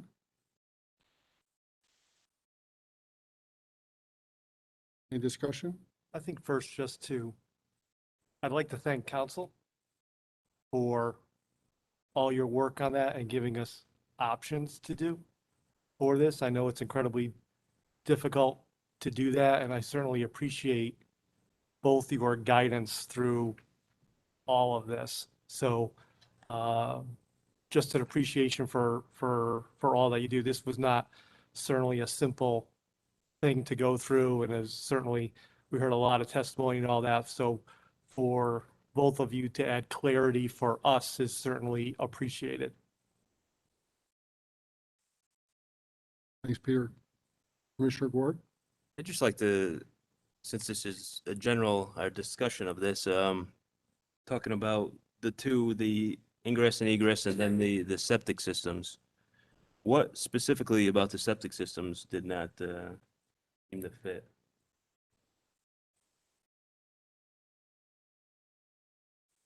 Well, did members take issue with, I guess? Commissioner Salk, you want to answer that, or you wanted the record to reflect your I mean, yeah, response? it's been a lot of meetings and we've discussed quite a bit. I was just wondering. Well, in that particular zone, being it was an R80, and when you think back about that particular zone and why it was denied initially, was because there was no septic systems running up to that property. No sewer. And just because we're changing a zone does not necessarily necessitate saying that, okay, now all of a sudden the septic systems are allowed. So, I mean, that's the reason for my comment in this particular application, or, you know, So it's just a general concern of the amount of septic systems that would Yes. be installed and the Yep. neighboring septic systems, and the testimony we've heard from them saying that they've had some issues with their systems and this may cause Correct. more. yes. Well, and I think the language of what Commissioner Salka read into the record, and that is, again, the proposed modifications to allow private septic systems on developments of 10 acres or more is not supported by the record, and the necessity for it to be allowed in a HOD zone has not been justified. The utilization of private septic systems is inadequate and poses a threat to the public safety and health of the proposed residents, as well as the adjacent property owners and neighbor residents, and to the environment. I think that sort of speaks to itself. So there was no data in the soil pits that they dug that said that they couldn't hold all these septic systems, was there? In the data that the applicant provided in the soil data? Dave, to you? I believe it was, and I'm just coming into this speaking Yes. for, what I've seen of the record is the health director reserves the right to kick it to state for review. Yes, I saw that email. I printed that out because that was gonna be my other question was, have we gone that avenue, or has anybody asked to kick it up from the local health department to the state, or? No, that would be premature at this point, because I think that the application has to be approved by the local planning and zoning commission before the state or the local health department take a further look at that. And I guess just stating my positions here, or my thoughts on where we're heading down this path. The egress and ingress, the entrance and exit, the two roads, our current regulation says 25 units. Do we know where that number 25 came from? Besides that, it's in our regulations? My suggestion, Commissioner Gork, is that was facilitated through some discussion at some point in previous. It precludes me from being involved here, but my guess, based on the conversation, is that it probably was a recommendation or a suggestion that was made by our fire department as well as our police department. Okay, because I just went down a rabbit hole of codes this afternoon, fire codes and the CT Fire Safety Code, the CT Fire State Fire Prevention Code, CGS 29, a bunch of avenues that I shouldn't have went down, because then you just get, I don't know, overwhelmed. And I came across an international fire code that I don't know if the state follows this, because I couldn't find anything in the state fire codes that say number of units for residential, and an international one had the number at 30. It said developments of one or two family dwellings where the number of dwelling units exceeds 30 shall be provided with two separate and approved fire apparatus access roads. So I was wondering, well, how did we get to 25? And this was just from the 2021 International Fire Code. So I don't know if the state goes by it. So that was just my question. Where did we get 25? So, and we have it. So that's what we're going with. I'm just so. taking a guess, so All right. I don't really know the answer to your question. I don't know if anyone else has anything they want to speculate on the answer to that. I don't know, maybe an applicant came before and that's why we got 25 because they requested 25. So I didn't know if there was any hard evidence on why we had Yeah. 25 units. Long before my time. Yeah. All right, that was it. That was my discussion. Any further discussion on this motion? Seeing none, Dave, can you call the roll, please? Commissioner Rourke, Motion is to deny, correct? Yes. No. Commissioner Volpe, Commissioner Volpe, yes. Commissioner Wulowski, Yes. Commissioner Locks, No, Commissioner Santiago, Yes. Vice Chair Salka, Yes. and Chair Hammersley. Hammersley's a yes. Motion passes 7-2. Or I'm sorry, 5-2. Thank you. Item 8I, petition of Brian F. Macarello Esquire to change zone district from an R80 to a housing opportunity district, HOD, property located at 295 Landing Street, parcel size 11.21 acres, zone change number 569. This was tabled for a meeting on June 15th. Is there any discussion or a motion on this petition?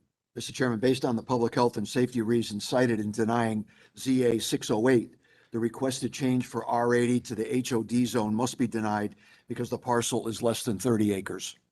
So we have a motion from Commissioner Salka. Do we have a second? I'll second.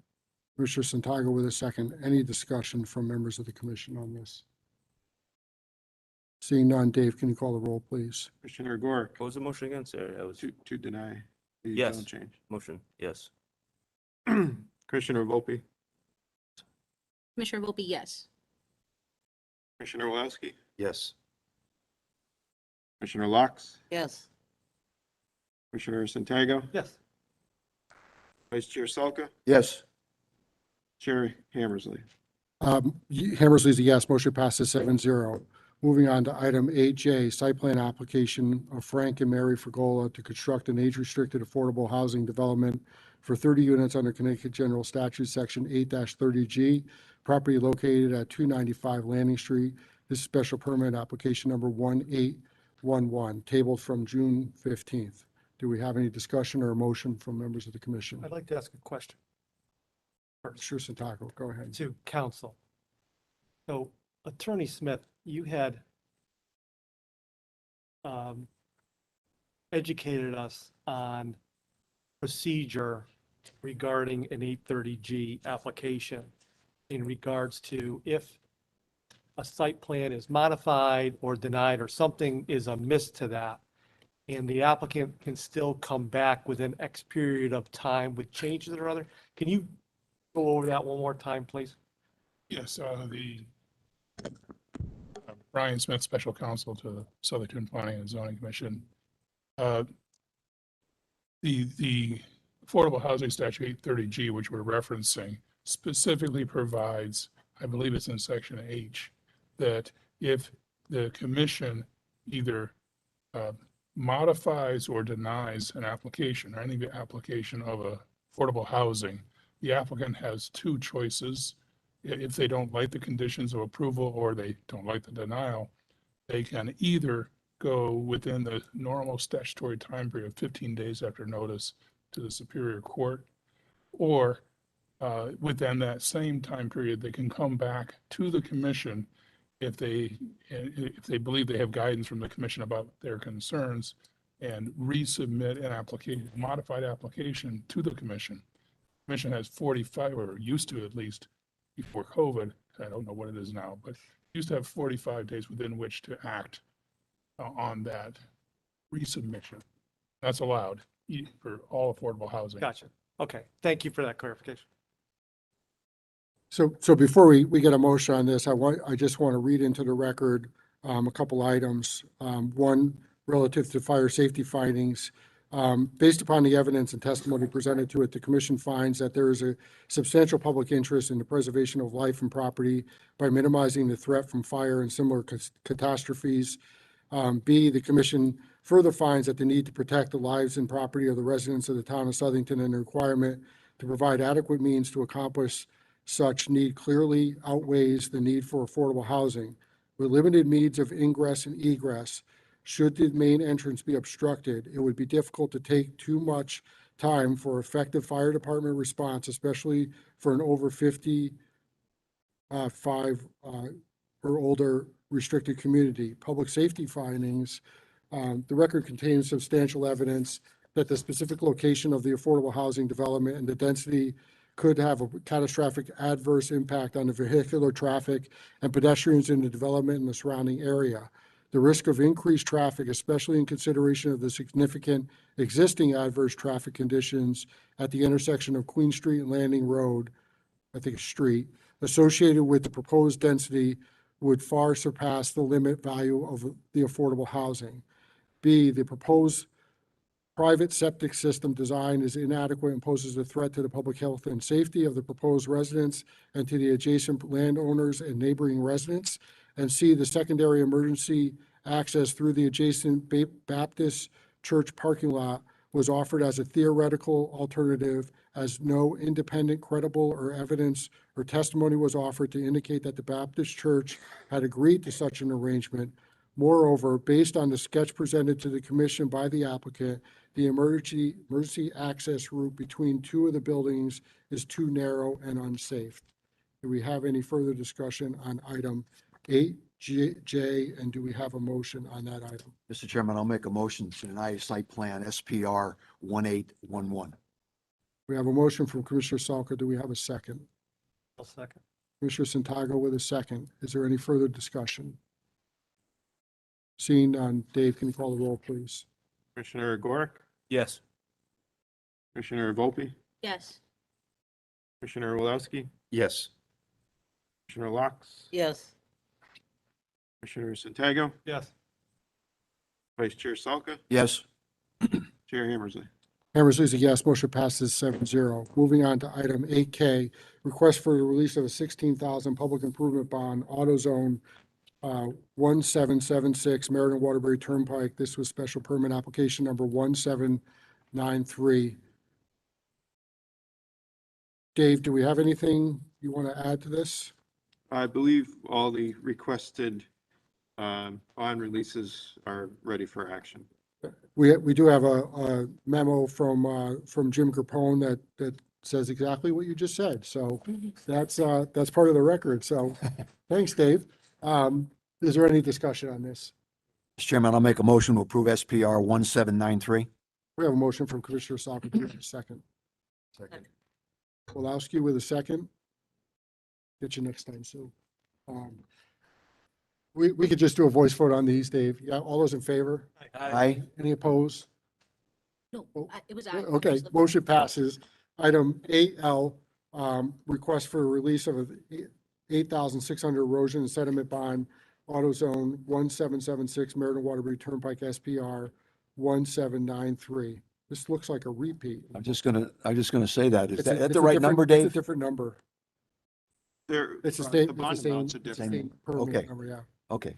Mr. Chair, make a motion to approve SPR 1793 for item L on the agenda. We have a motion. Do we have a second? Second. We have a second from Commissioner Locke. We're gonna Any fight over discussion? Seeing none, all those in favor say aye. this. Aye. Aye. Any opposed? Motion passes. Item 8. Mr. Chair? Yep. Could we dismiss Oh, yeah, I'm sorry. special counsel? Actually, Commissioner Taylor, I might want you to sit with us, or Attorney Taylor, I'm sorry. It's 9 o'clock. I'm not leaving. Oh, Just gonna no. dismiss the Yeah, special okay. counsel I thought you and thank him said- for his help. Yeah, Yeah, well, thanks for your help, Brian. Thank you. Thank you. Thank Attorney. you. Thank you. It was an honor to serve with all of you. So Thank you, sir. We'll see you in the future probably, but, item 8M, request for release of a $2,800 erosion and sediment bond, Southington Country Club Incorporated, S1225. Do we have a motion? Mr. Chair, make a motion, we approve S1225. A motion for Commissioner Salka. Do we have a second? Second. Second from Santago. Any discussion? Hearing none, all those in favor say aye. Aye. Any opposed? Motion passes. Item 8N, request for release of a $1,000 public improvement bond, Southington Country Club Incorporated, S1225. Do we have a motion? Make a motion to approve S1225. Motion for Commissioner Salke. Do we have a second? Second. Commissioner Wolowski with a second. Any discussion? Seeing none, all those in favor? Aye. Any opposed? Motion passes. Item 8O, request for release of a $6,500 erosion and sediment bond, Southington Country Club, Phase 1, S1251. Do we have a motion? Make a motion to approve S1251. We have a motion for Commissioner Salke. Do we have a second? Second. Commissioner Santiago with a second. Any discussion? Seeing none, all those in favor say aye. Aye. Any opposed? Hearing none, motion passes. Moving on to administrative items. So Public Act 21-29, this deals with the zoning bill that was passed by the General Assembly earlier this year. I did send some information out that I got from, I think, Dave, that you got from the Naugatuck Valley Council of Governments. I shared that. Right now, as we all know, we lack a full-time planner. And I think that we're probably better off waiting to go down this path of looking at this until we get that person on board, so that we can look at it in a more holistic way, and probably more valuable to all of us is having that person participate, or at least give us their input as a professional on this matter. So it will remain a standing item until we have that person here and they've had time to find their way to the restrooms in the building and gotten comfortable a little bit with the way things go. So just be on the lookout, as I've said in the past. Are we bound by any time frame, Mr. Chair, on this? I think there's a time frame on it. I want to say it's October-ish. But let me look into that a little bit further. We have time, Okay. if that's what your question Yeah, is. So I'm yeah, not yeah. concerned about that, but in any event, so moving on to item number 10. Standing of current regs and opt-out for retail sale of recreational marijuana, discussion of a potential opt-out as it relates to land use only. So Jeremy, just weigh in here a little bit on this. So as everybody, I think, knows, the town council last week adopted a request of the Planning and Zoning Commission to start thinking about regulations on the sale of recreational marijuana per the passage of Public Act 21-1. And so that's how that appears on our agenda. And Jeremy, I don't know if you want to add anything to what the town council did on that? Sure, thank you, Mr. Chair. Just briefly, as you may have heard or know by now, that Senate Bill 1201 regarding recreational marijuana was passed, and it's just roughly over 300 pages. So I don't know if you got a chance to read through all of it yet. But I could tell you myself and other municipal attorneys have been going through and trying to interpret and decipher it for some time now.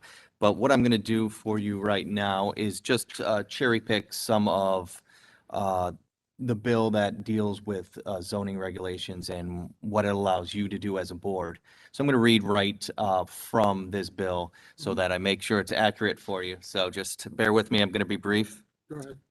But this bill allows municipalities to amend their zoning regulations or local ordinances to take the following actions regarding cannabis establishments. A, prohibit them from opening. B, reasonably restrict their hours and signage. Or C, restrict their proximity to religious institutions, schools, charitable institutions, hospitals, veterans' homes, or certain military establishments. If you take any of this action, the municipal chief zoning officials are required to report these zoning changes to the OPM secretary and the DCP within 14 days after adopting this change. Existing law allows municipalities to regulate activities deemed harmful to public health, including tobacco smoking on municipally owned property. This bill broadens this to include property that a municipality controls but does not own. For the purposes of this section, property that a municipality controls includes, but not limited to, sidewalks, parks, beaches, municipal land and buildings, etc. It specifies that this regulatory authority applies to smoked or vaped tobacco or cannabis or other types of cannabis use or consumption. To so briefly summarize that, if the town does have current laws that regulate where you can not smoke on, let's say, public parks or anything like that, then this cannabis regulation can be incorporated with those existing bans that a municipal municipality may have. Okay. Thanks, Attorney Taylor. And as everybody knows, we're charged by Connecticut General Statute, Section 8, to set land use policy in our town. We're elected for that purpose. So I just wanted to get a flavor of where the sense of the commission is so that we can utilize that and have town staff to begin to develop any potential regulation. I think before we sort of open up the floor a little bit, I want to have Commissioner Santago talk about an effort that he undertook about 2.5 years ago or so, wherein we revised our medical marijuana regulations, which are currently Didn't know where you're going with that. there. So it's, I think it's section 11-23 of our Yeah. regulations deal with Yeah. medical marijuana. So Peter Yeah. headed up a subcommittee on that. So Peter, you want to talk a little bit about that? Yeah, sure. Thank you.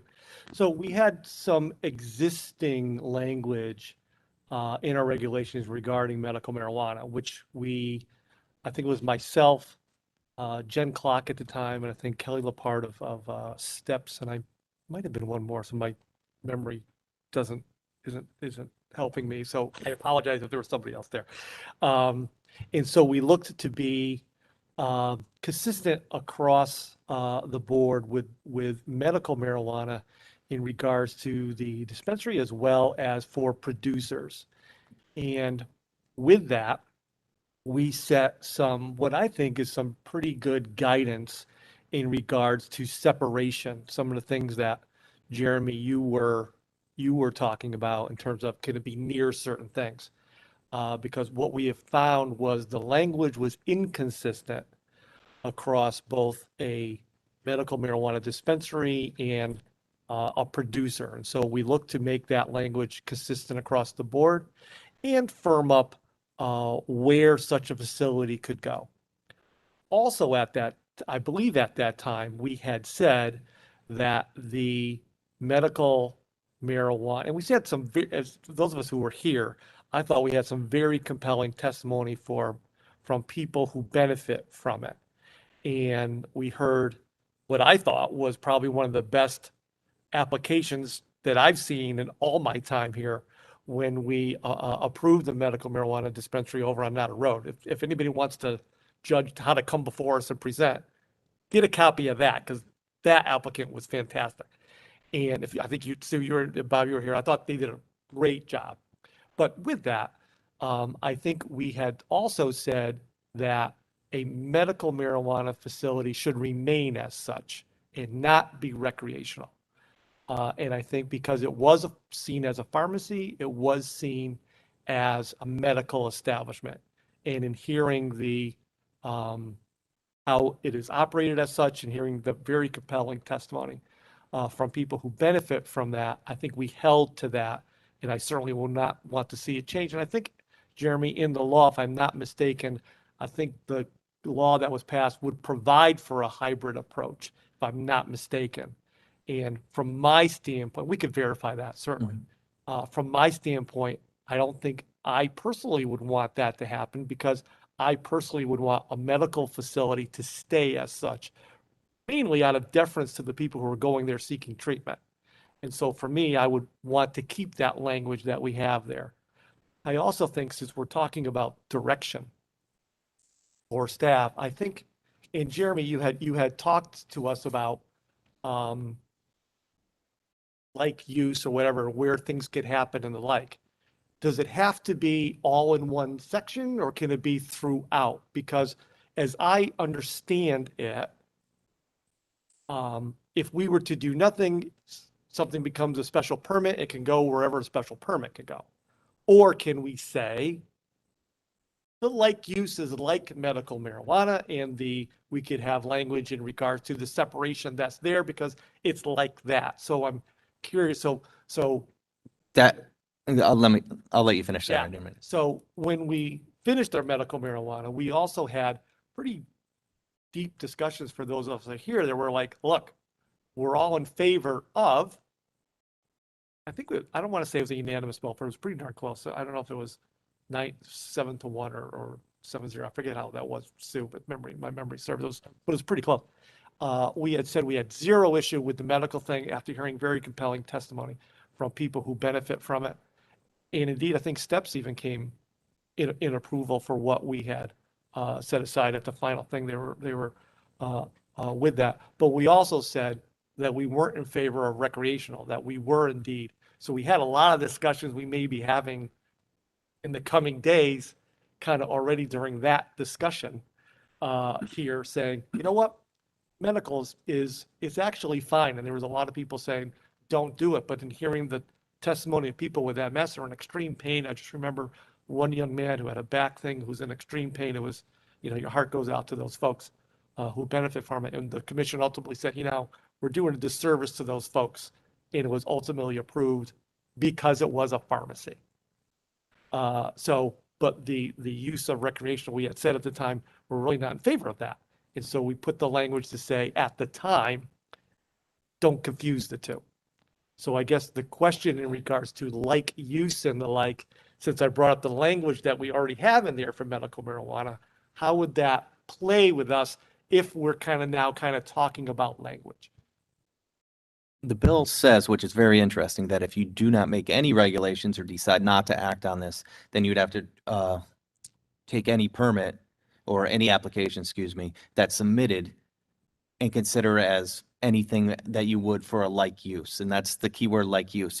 And the bill actually is interpreted to say, we're putting on the onus on each municipality's planning and zoning commission Great. to decide what a like use is. And obviously that's something that they didn't want to take up at this point. So they put it on each municipality to decide what is a like use.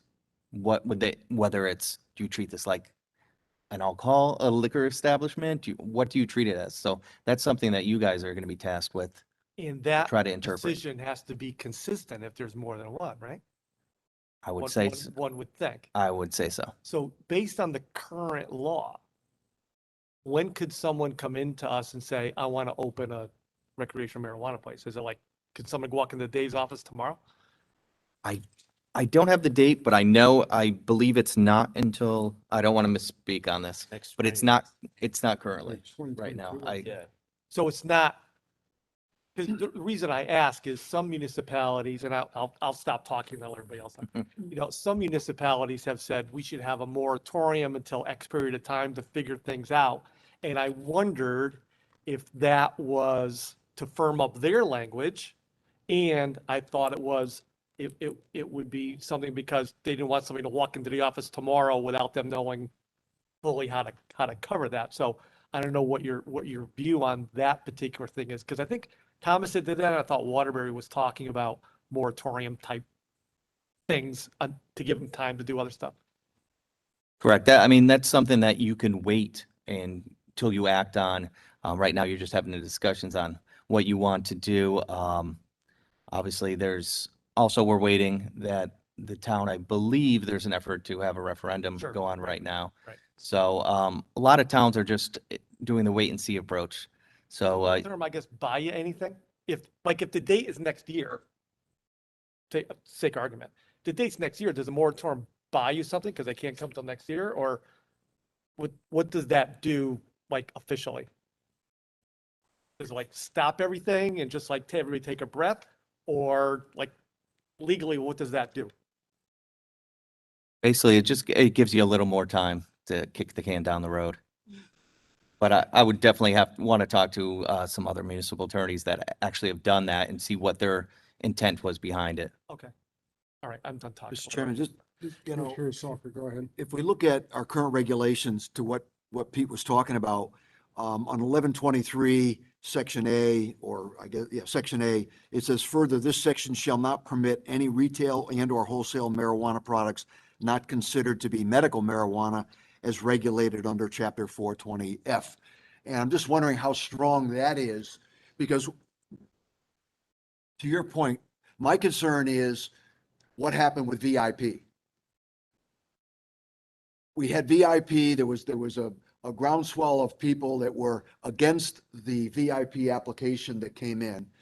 But before we did anything, the application hit planning and zoning. We put a moratorium on it and we wrote the regulations, but the horse was already out of the barn. And now we have an adult facility, if, whatever you want to call it, adult store, Store. in Southington. And that's what I do not want to happen here, in Southington before we can get our regulation. Now, whether it's a moratorium or whether it's, we bite the bullet, we put something together, may not be great, but it can stop an application coming in until we can flush it out. Because I don't want the same thing to happen that happened at VIP, where the application came in, we had, you know, it met our regulations at the time, we had to approve it, and we stopped them from then on, but that's it. I don't want that to happen with this, So, because, you know, the bottom line is, the state of Connecticut, the towns have spent millions and millions of dollars, with STEPS, with DARE, with all of their programs about, you know, smoking cessation, Alcohol Anonymous, gambling addiction. And then we pass a regulation to allow another drug. In my mind, is nothing more than a money grab. But, you know, the bottom line is that, you know, we just need to, I think we need to move fairly quickly, in my mind, before an application comes before us and then we're caught between a rock and a hard place. I don't want that to happen.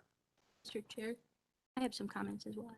go ahead, Commissioner Volpe. This is Commissioner Volpe here. I hear everything that my fellow commissioners are saying. I certainly hear your apprehensions, but I would like to make 2 points. The first is that we are often applauding small business owners that come before us. We have a unique opportunity here to build upon our small business sector with some responsible regulations in additions to or subtractions thereof of what we currently have. You know, in relation to all of the other wonderful things, restaurants and countless, if we're going to allow the most vulnerable members of our town, patients with medical conditions, to consume marijuana, and the state law has now regulated that you can use it recreationally, I don't really see how we can divorce those 2 things at this point and move forward saying that while our most vulnerable in society may have it, we don't believe it will create a playground. And to further that point, from a personal standpoint, since we have mentioned such things, I graduated Southington High School in 2009. And since then have lost nearly over 10 members of my graduating class because of an opioid crisis. So if we want to talk about the dangers of marijuana, we need to frame it within the standpoint of that because it's much more concerning in our town. I believe that if we do decide to either form a subcommittee for the regulations, look into it further, we should definitely take our time to consider this. However, if you have, and I'm not saying I have because I won't implicate myself, gone to Massachusetts and visited a legal dispensary, it is not just like a fun for all. It's not Lake Compounce. You don't go in there and ride every ride. You have to go through security checkpoints, similar things that have been implied with the Connecticut state law. So again, from a land use standpoint, there are certain areas in our town, such as near our school, near this building, near religious centers, that should not be allowed to have such places, just as a liquor store and a guy who drunkenly ran into the fence of the one down the street from me the other day did. You know, the worst that could happen is we might need another lane in the drive-through of McDonald's, and we can come to that when we get there. But certainly, if we are going to say that it is safe for vulnerable members of our society, let's be responsible, because either way, drugs come into our town. And I would rather be responsible and have regulations that support where they may be and how they are allowed to be consumed in that sense than say not at all and have it still be here, because it's here no matter what. Thank you so much. Sorry for my anecdotes, like McDonald's. Okay, thanks, Commissioner Volpe. No problem. Any other member of the commission have anything they want to add to this I do have one conversation? question. Commissioner Locke, go As ahead. far as the referendum, if Yep. it did get to Yeah. that far, how many signatures or whatever is needed to bring it to referendum? It's 10% of the registered voters in the town. I think in our town, it's a little over 3,000 signatures.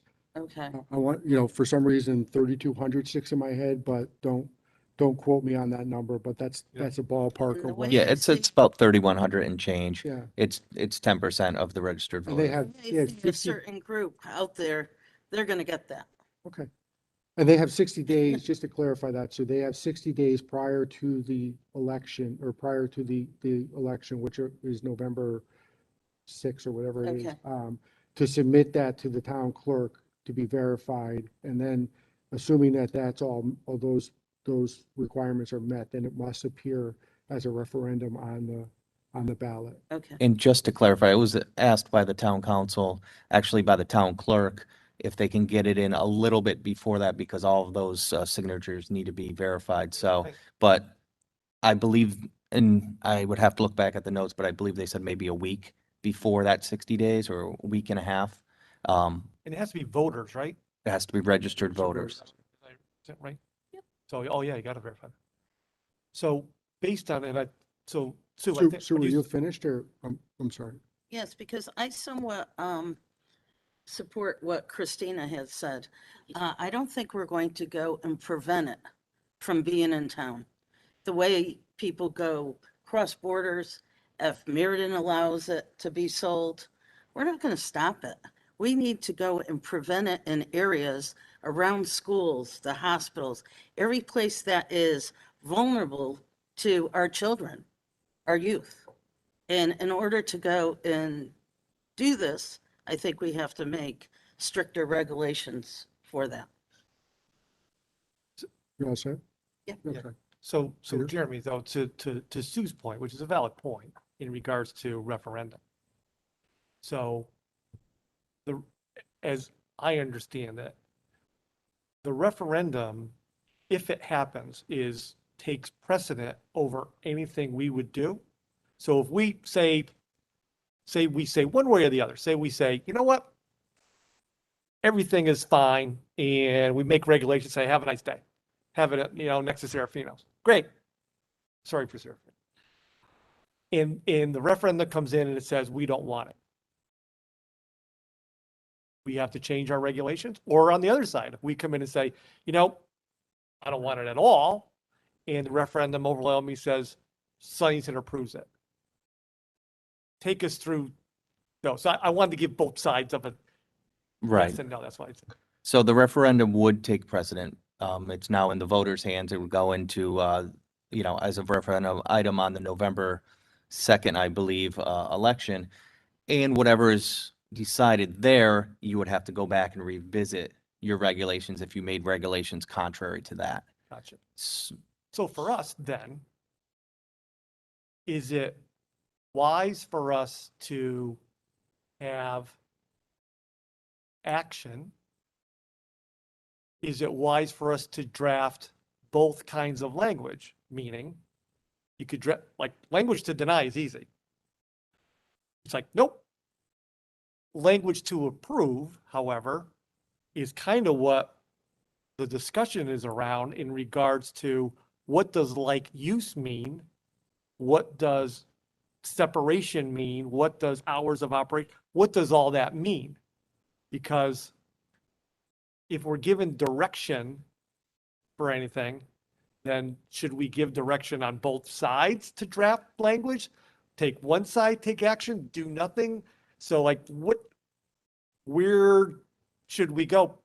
Because if we do anything, it could be fine come November, assuming a referendum happens. That's a big assumption. But otherwise, it could get, redone, but at least we could have something ready in case one vote goes one way versus the other. Mr. Chairman? Well, I'm here to give you legal advice, so I don't really want to tell you what you guys should do or wouldn't do, but I think it is beneficial that you're having a discussion about it so that you are prepared one way or the other, whatever happens with the referendum, or if the referendum it doesn't become an item. Right. So I think it's good to have discussion. I can't tell you whether you should be making action on it or not. Commissioner Gore. I don't know if the board would want to do this, but do we have the power as a board to put it to referendum and say we want the voters to decide, not us? I don't believe that we have that power to do that. And quite frankly, Jeff, my position is that we were Voted elected in, to yeah. fulfill our obligations, and our obligations are clearly outlined in Section 8 of the general statutes, which gives us power to set regulations for our municipality. And if we're going to take every difficult decision and send it out to voters, I think we're kind of shirking our responsibility. And to that point, then what use would a planning and zoning commission I be? agree. Yeah, I agree with you. I just didn't know if we had that power, because I was gonna say if we did and that's the direction the board wanted to do, we could just put a moratorium on everything until it was decided by referendum. Or we could just pass a moratorium and kick it down the road until the board comes up with, the subcommittee comes up with plans to implement it. That would be my thought process, just Okay, put everything on hold until the board can come up with something. okay. Commissioner Salka? My only comment, and it's really in support of what the chairman just said, is that we're an elected board.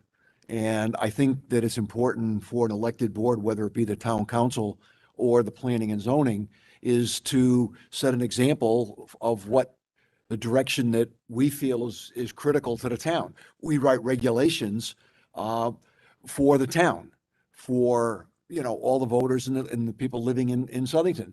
And I think it's, since we are an elected board, not an appointed board, that we should set the tone of whatever the tone is. So what the voters know where perhaps we stand, and not write regulations either way, be wishy-washy about it. We should write regulations and/or put a moratorium on it and saying, this is the direction that this board feels is important to the town of Southington as elected officials. Those are my comments. I think it supports sort of what you said, Mr. Chairman. Yeah. Commissioner Volpe, second time, go ahead. Sorry, Commissioner Volpe here. Mr. Chair, just to agree with Commissioner Salka, I do think that as a representative body, we do have a responsibility to at least either form a subcommittee or take more time with this decision to understand what our constituents want of us, since we are representative of them, and to also discover more about this issue since it is so new to the entire state of Connecticut, right? I also think, as Commissioner Santago was saying, we could draft going either way, but wouldn't it be more responsible to already kind of think of ways that we could regulate, right? As I said before, it's going to be in our town regardless. So we either, I'm a mother, so from a parenting standpoint, I'm either going to take control of the situation or allow it to unfurl the way it will. I think it would be responsible of this commission to form a subcommittee to discuss this further and to look into the research and the opinions of our constituents. That's it. Okay. Commissioner Wolowski? Just to make a few comments. I get, it's been in our town since my mother was a mother. It's always been here. It was a close vote statewide. It's been a close vote nationally. I think having the discussion, keeping it open, it's going to be close regardless of what we decide. There's numerous opinions and perspectives, and I don't think it's going to be a slam dunk either way, just based on what I'm seeing at this table. So the discussion needs to be had, and open for it. Yeah. So I kind of come at it with a couple different thoughts. One is that, the effort to have a referendum is provided for in the legislation, and that's a prerogative of the citizens to gather enough signatures, submit those to the town clerk, have those be verified. The success of that or not really isn't something that we need to be concerned with at this time. We have an obligation as a Planning and Zoning Commission, as provided to us, as thrust upon us, I guess I would say, by the Connecticut general statutes and by the voters of this town. Most of us up here were elected to fulfill that obligation, I being one of those. And I have no intention of waiting around until November before we make a decision about what we want to do. And it is our prerogative, and that too is outlined in the legislation. It is our prerogative, nay, our responsibility to make a decision for the people in our town as elected members about whether we want to provide for this type of business or not. We regulate businesses all the time. Look at our regulations. You see it throughout. Bob Salka brought up one of them. We regulate that business. We regulate the medical marijuana business. Section 11-23, which again, we modified with an effective date, I'm looking at it right now, of February 20th, 2019. That was 2 years ago, a little over 2 years ago. We regulated that. And to that point, Commissioner Volpe, you bring up vulnerable members of our society. I hear you. I get it. I sat through those hearings along with Peter Santago and Sue Locks when we had people who came up to us and talked to us about the need and their need to take marijuana for medical conditions, which were regulated by the Department of Consumer Protection in the state of Connecticut, right? And In 2012, this commission, before I was on it, I think Sue might have been on it at the time, this commission took a proactive approach and adopted medical marijuana regulations.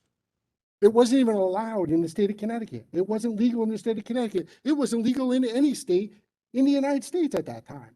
But we were being proactive about it. And what we did is we sat down, and I think in a very good move, we sat down and we developed regulations.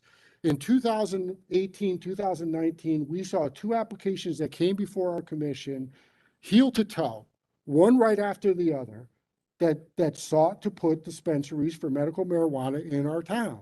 And it forced us all, new people like me and Peter and other people that were involved, to look at our regulations and to say, hey, what do we allow here and where do we allow it?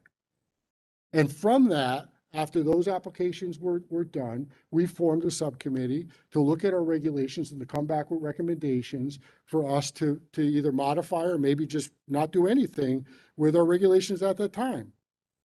Again, in February of 2019, we received that report and we did modify our regulations. As Bob Solka pointed out, again, trying to be proactive because recreational marijuana at that time was not legal in the state of Connecticut, although medical marijuana was legal, trying to be proactive. That one sentence that Bob read off, again, I'll read it because it's important. It says, further, this section shall not permit any retailer and or wholesaler of marijuana products not considered medical marijuana as regulated under Chapter 420F of the Connecticut General Statutes. What that says is that in the event that recreational marijuana is legalized in the state of Connecticut, that we as a commission in 2019, we took a position that said, we don't want those dispensaries in our town. What happens in other towns, in towns like Waterbury or Meriden or Stonington, that's not our purview. Our purview is the town of Southington. That's what we're elected by the people of the town of Southington to fulfill that role, and that's what we have an obligation to do. I don't want to wait until November to find out whatever the outcome of that referendum may be, assuming the referendum moves forward. I think that we are called to action to take a position at some point and to guide staff to put a regulation, a proposed draft regulation in front of us for us to consider as an elected body, being a responsible body for those land use decisions. If the moratorium comes, or the referendum goes a different direction, then we always have the opportunity to revisit it at that time. If we decide 3 years from now that we want to or we don't want to allow for recreational marijuana to be in our town, if we permit it to, under this proposed regulation at some point in the near future, we can always come back and change it. We change regulations. We just had a conversation about changing a regulation tonight because it was relative to an application that we had. Now, I agree with Commissioner Salka. That's not the proper way to change a regulation, but we all have been here long enough to know that we've changed regulations in the past because we saw that those regulations weren't necessarily ones that suited us. I'll speak about one that I worked on, signs. I worked on making sure that our sign regulations were consistent and considerate and not to pollute our roadways and byways and towns with hodgepodge of different designs and makeups and setbacks and locations. And, people would ask me, what are you looking to prevent? And I would show them a picture and I would say, I want to prevent this because I didn't want that. And I'm an elected member. I have the right to do that.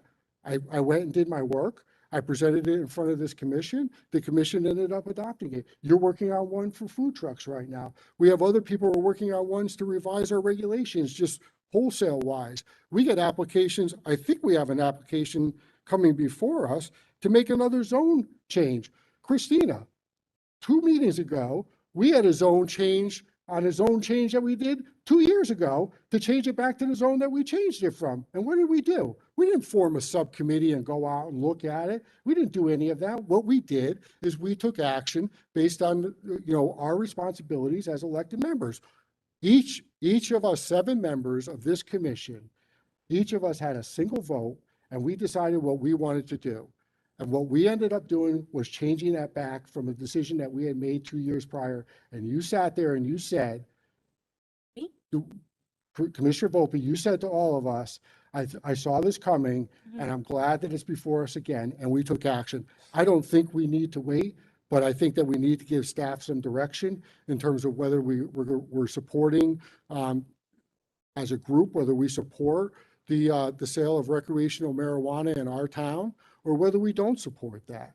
And I think that that's a fair thing to do. For us to wait, for us to sit there and wring our hands and pontificate about whether we want it or not, is candidly irresponsible and just is in violation of the oath that we took to fulfill the obligations that we have both under the Connecticut general statutes and the charter of the town of Southington. So, you know, that's kind of my position. I think everybody's had a chance to talk about it. Caleb, I don't know if you want to add anything to this, but I'm trying to get a sense of where we are so that we can give our town staff some direction and possibly take this up at our next meeting in August. So, Yeah, Caleb? thank you, Mr. Chair, for Yep. the opportunity. So, you know, you all know my day job is a regulator and sitting on this as an alternate, you know, we have some regulatory oversight. So I follow it from two standpoints, one from that regulatory perspective, but also from a public health perspective. And how I feel that when we look at any kind of, we'll call it a sin, cigarettes, tobacco, alcohol, marijuana, whatever the case may be, you know, unless it's water and wheat bread, it's not good for you. So when we look at something like this, you know, the genie's essentially out of the bottle, and whether it comes to us through this referendum shortly, or, you know, there's another attempt in a year or 2 years or 3 years, it's going to happen. So I think where you're going with trying to build up some regulatory oversight of this now, I think is a good idea. And I think that if we were to put that in place, it will give the voters an idea of, okay, when this, and I'm going to use this as an example, when this passes, this is what it's going to look like in Southington. Or when this passes, this is how we decided to serve our residents best, because they could drive to another town, or they will drive to another town if we say no, or if the referendum goes the other way and the residents of this community say, no, we don't want it here. So they're going to go somewhere else. So I think that, you know, there's a lot of different directions I can kind of talk about, but I do agree with you, Mr. Chair, that moving forward and building something in our regulation for the people of Southington to look at and to think about and say, okay, well, I want to vote no because it you know, the Planning and Zoning Commission came up with such loose regulations that's just too much. You know, we're going to sell it in front of a school. I think we're going to do that, but Dear God. I'm with that though. yeah, he did. Caleb wants it. But you know, to the other point of this, I feel that we do need to put something in place, even if the residents say no, because, and I tried to get as much as I could, and there's a lot of complexity, there's a lot of pages to this thing, and I tried to read some of the summary briefs. And it did say that, you know, a town has the right to say that this is a specific area that you can use. This is a specific area that you can't use. I'm not a fan of walking through a park and smelling the roses and also smelling cannabis. That's me. But I don't want to say that one person has, you know, the right to say you can't do it anywhere. And so when one of our residents wants to use cannabis somewhere, which they're already using, that I want to say, well, listen, I want to be respectful of your rights to do that. However, please be respectful of my rights to enjoy the outdoor and fresh air. So I think that there's a place, and that's the beauty of regulation. That's how we can address the concerns, but it takes, as Peter and Sue, you know, experienced when you do the medical thing, there's a lot to it. And there's a lot of opposing viewpoints, but to that end, there's a lot of viewpoints that are on the same line that we can cross some bridges. So if the General Assembly wanted to regulate this and say that we must do that, or use the term that they use, you shall do that, they have the prerogative to do that, and that would supersede any regulation that we have. They chose not to do that. What they chose to do, and whether it was part of a compromise or not, I don't know. I did work up there, so I can imagine, but that's just imagination, right? It's probably more dramatic than it actually was. But the reality is that they chose not to do that. What they chose to do was to push it down to the 169 towns in the state of Connecticut and say, hey, Planning and Zoning Commission in Town A, or in our case, in the town of Southington, you are responsible for setting these regulations. That's what they did. You know, where it ends up getting used or not, in some ways, isn't our purview. That's something that would deal with in an ordinance, and that's really the town council's responsibility, not ours. But this stuff, to my point again, is that this stuff gets regulated all the time. We regulate vape cigarettes. We regulate the sale of tobacco to minors. I think Southington actually, a couple of years ago, if I remember correctly, we were a forefront of regulating the sale of minors, and we didn't allow it for anyone under the age of 21. And we were, you know, we were insightful. Like, we were good planners for doing that, right? But we did it. And we did it because we have the ability to do that under the general statutes. And again, I think, and, you know, I respect and I appreciate everyone's perspective on this. I think that, you know, as a planning and zoning commission and the rules and the powers that are afforded to us under the general statutes, we have an obligation to do this. And I'll just close by using a phrase from a movie, which you probably all will remember, and you know I like to do that, but with great power comes great responsibility. And it's time for us to exercise that responsibility and provide our staff with some direction so that we can take up this matter in due course. And in due course, I would hope that we would do this at our next meeting in August. As you all know, we have one meeting in August, just like we did in July. So if there's nothing else to add, if we could just get a show of hands. I would. Go ahead, Peter. The only thing that I would say to that, Mr. Chair, Yep. is and Commissioner Salka made the point in regards to the other facility. I think we should have, or I don't know, we have the power to do it or recommend to the council, moratorium at least to the end of the year for any applications, so that that can't happen while whatever decision the town makes, whether it's us, and I agree with you, draft language, great. But if there's a referendum in November, it gets undone or gets substantiated or whatever. So I think, to me, I would rather have something like that so that we don't get caught in a position of having to do something that we may or may not want to. And in addition to that, if we want to draft some things, because I think one of the advantages of drafting something is that we will have a public comment. Yeah. And absent of that, people really, if we didn't do that, people couldn't voice any opinion anywhere. Right. They could come to the council and bother them for 5 minutes. But they don't have any role in that. But we would have a public session here to have at least a public forum for people to voice that. So that's a positive thing about voicing things. But I don't know what people think about the moratorium. I think it would be responsible for us so we don't get caught in making a decision that we shouldn't have to do. In addition, we could draft some things and then have a discussion and then a public thing. I think that, to me, I would want that. Let me just respond, and I just want to go back and say what I said at the beginning of this meeting tonight, and you bring up a good point, Peter, is that, you know, the purpose of this being on our agenda tonight was to have a hearty discussion amongst the commission members, amongst the people who are responsible for passing whatever we end up doing. It wasn't to engage in a public input session. It's just sort of to give staff a guidepost to sort of say, okay, this is where we're thinking about going, draft something up for us. And then we get, just in terms of process, we get that proposed regulation, and that regulation, we do open it up for public input. So any member of the public would be allowed to come in and sort of give us their thoughts on whatever that regulation is, whether they agree with it, don't agree with it, or feel like there's something else.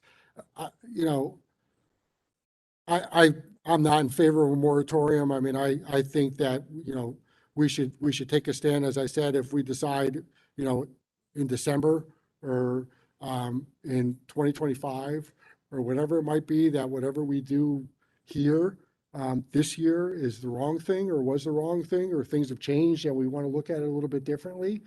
We always have the obligation or the opportunity to come back and look at stuff again, and we do that routinely. We really do. So just before anybody else, Dave has his hand up, so I want to give him a chance to. Yeah, give us Mr. his Chairman, I was thoughts. just reading through the NVCOG Cannabis Act summary, and it does state that although May 2022 has been identified as the first date when retail marijuana businesses would be allowed to open, it's imperative that the NVCOG communities review their current regs. So that's the road that you're going down, but they did have a date in there of May 2022. To, To open, I think. yeah, that's to open. Does that mean that tomorrow we can still receive an application and That's once, my point. and once we have the application, it's been filed? They can't open until 2022, but the application, the horse is already out of the barn. That's my point. And that's sort of, you know, whether it's be a moratorium or whether it's a regulation. My feeling is whatever we can do that's the fastest, because I've heard a lot of discussion about, well, you know, it's here. So my feeling is I'd rather be the light, the light on the top of the hill shining and saying, we're not going to have it here in Southington. I don't care what you're doing. And it may come into town. Yeah, That's the darkness. The bottom line, what's that? Maybe that's the darkness. yeah.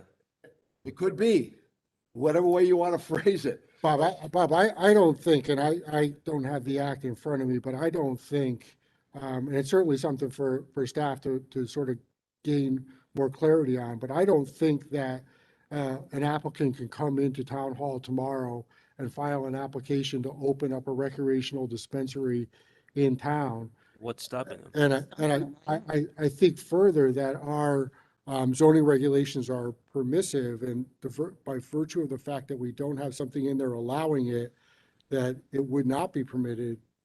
Special permit. So, anyways, again, I don't think that I think the act provided its own sort of window for towns to make a decision. And I want to say that that is either September or October of this year for us to make a decision, if we chose to do that.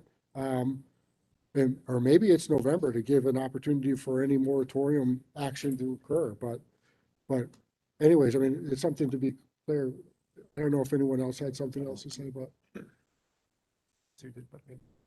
Well, I have a little clarification here is, you know, few towns that surround us already put a moratorium because they didn't want to have this type of issue happening.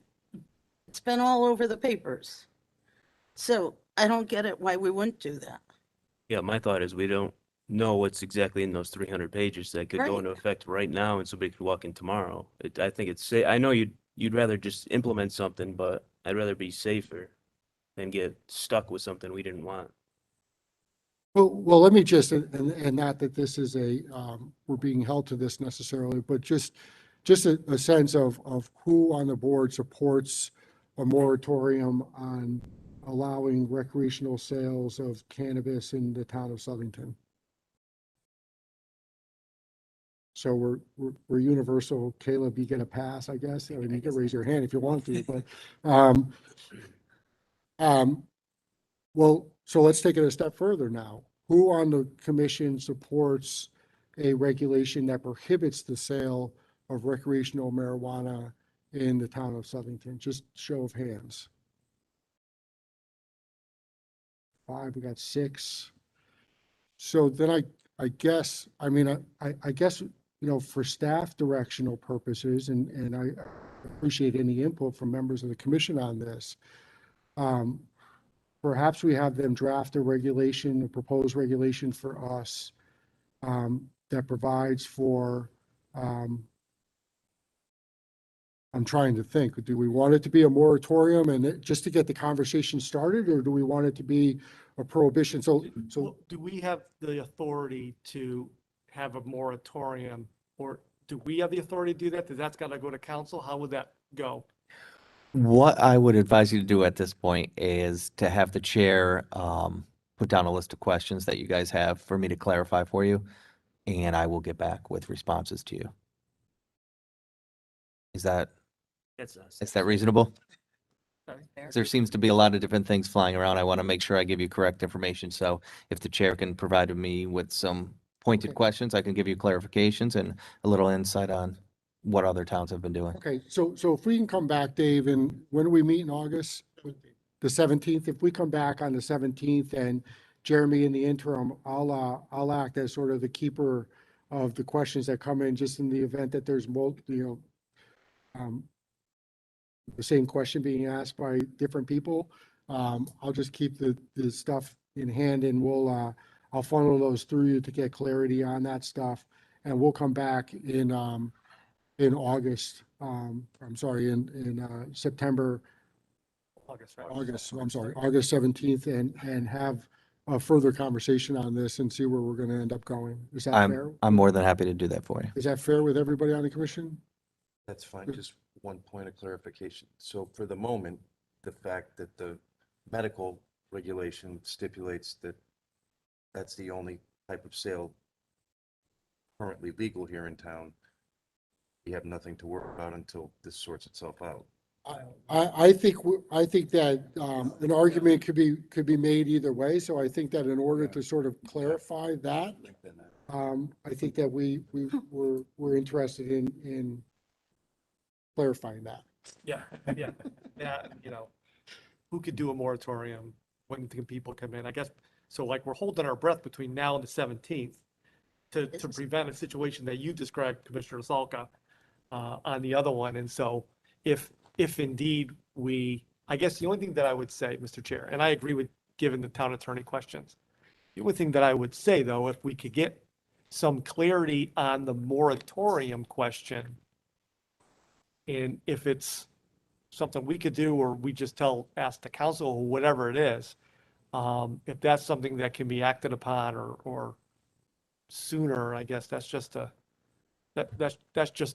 point, because I want to avoid a situation that we don't want. Why don't we To just your point. do the moratorium, and then if it's not legal, then they'll say you couldn't do it in the Can't first we- place. Right. So why can't we just vote on it? Yeah, can we, Do we not do that?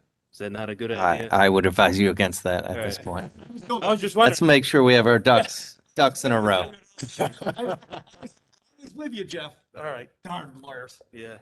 Mr. Chair, I would say, in final thought, that, I do think it is positive to, while I understand what you're saying, and certainly I mean no disrespect, I do think that if food trucks warrant some extra time to think about, certainly marijuana does as well. And I mean that in a respectful way, because I think it is an important decision. My child goes to school here, many of our children, grandchildren. It is something we should consider. But we also, all the things that, like you said, for any other application, how does it fit in 50 years? What does it look like? Where does it go? These things are important, and we should take more time to see everything. So thank you to my fellow commissioners for your points. Yeah, so the first question, Jeremy, is, are we allowed to have a moratorium, and what are the parameters around that? Yeah, number one. And also, are people allowed to come in and put a zoning application in front of us tomorrow or tonight and fall in as a grandfather under the state statute? All right. Okay? I will look Did into that did for you. Did I capture that well enough, everyone? Agreed. Fine. Okay, Good job. okay, thanks.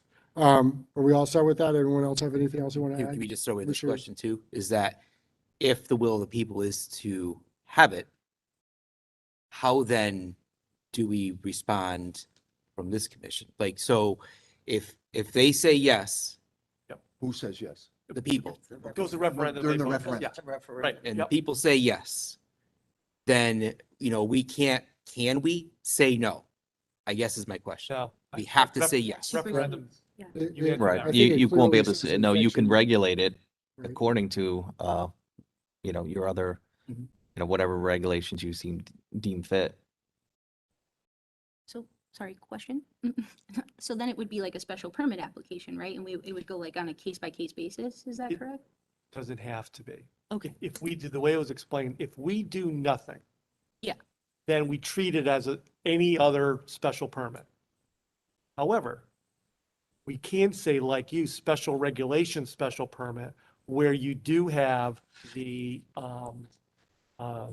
segregation and stuff like that. That's why I brought up the medical marijuana thing, where it's a special permit, but you have special regulations Correct. that determine other things like that, which I think would probably, in my view, the more appropriate way to go for it, versus it could go anywhere. Correct, yeah. I would be more of the mind to want to review, like, similar to how we handle it, Yeah, right. That's where I would lean. So what we're really talking here is we're saying, the immediate thing would be the moratorium, and secondary to that would be a full-fledged regulation Correct. that we may have to modify, but at least, so with the moratorium first, then the regulation, and then if we have to modify it after the regulation, after the referendum, Right. I think that's the right way to go, Yes. I would agree. personally.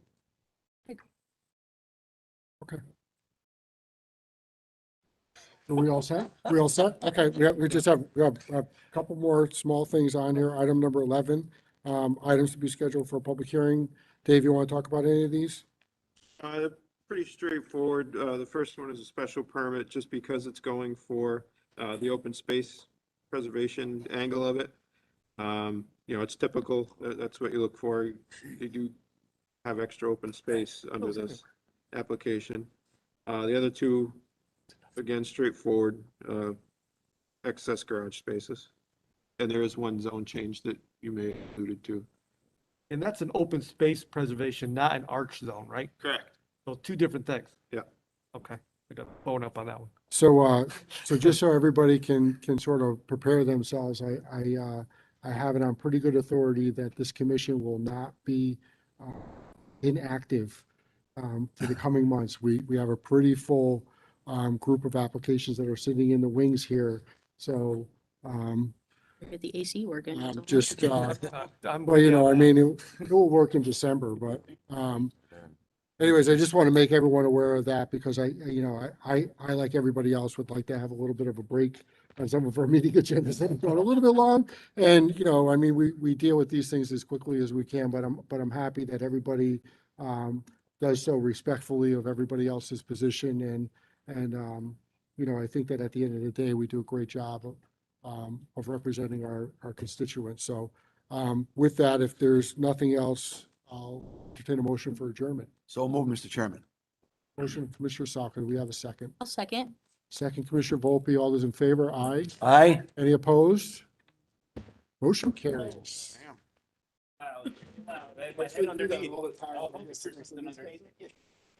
I get a full glass, so drive me a river. I think we have some questions that we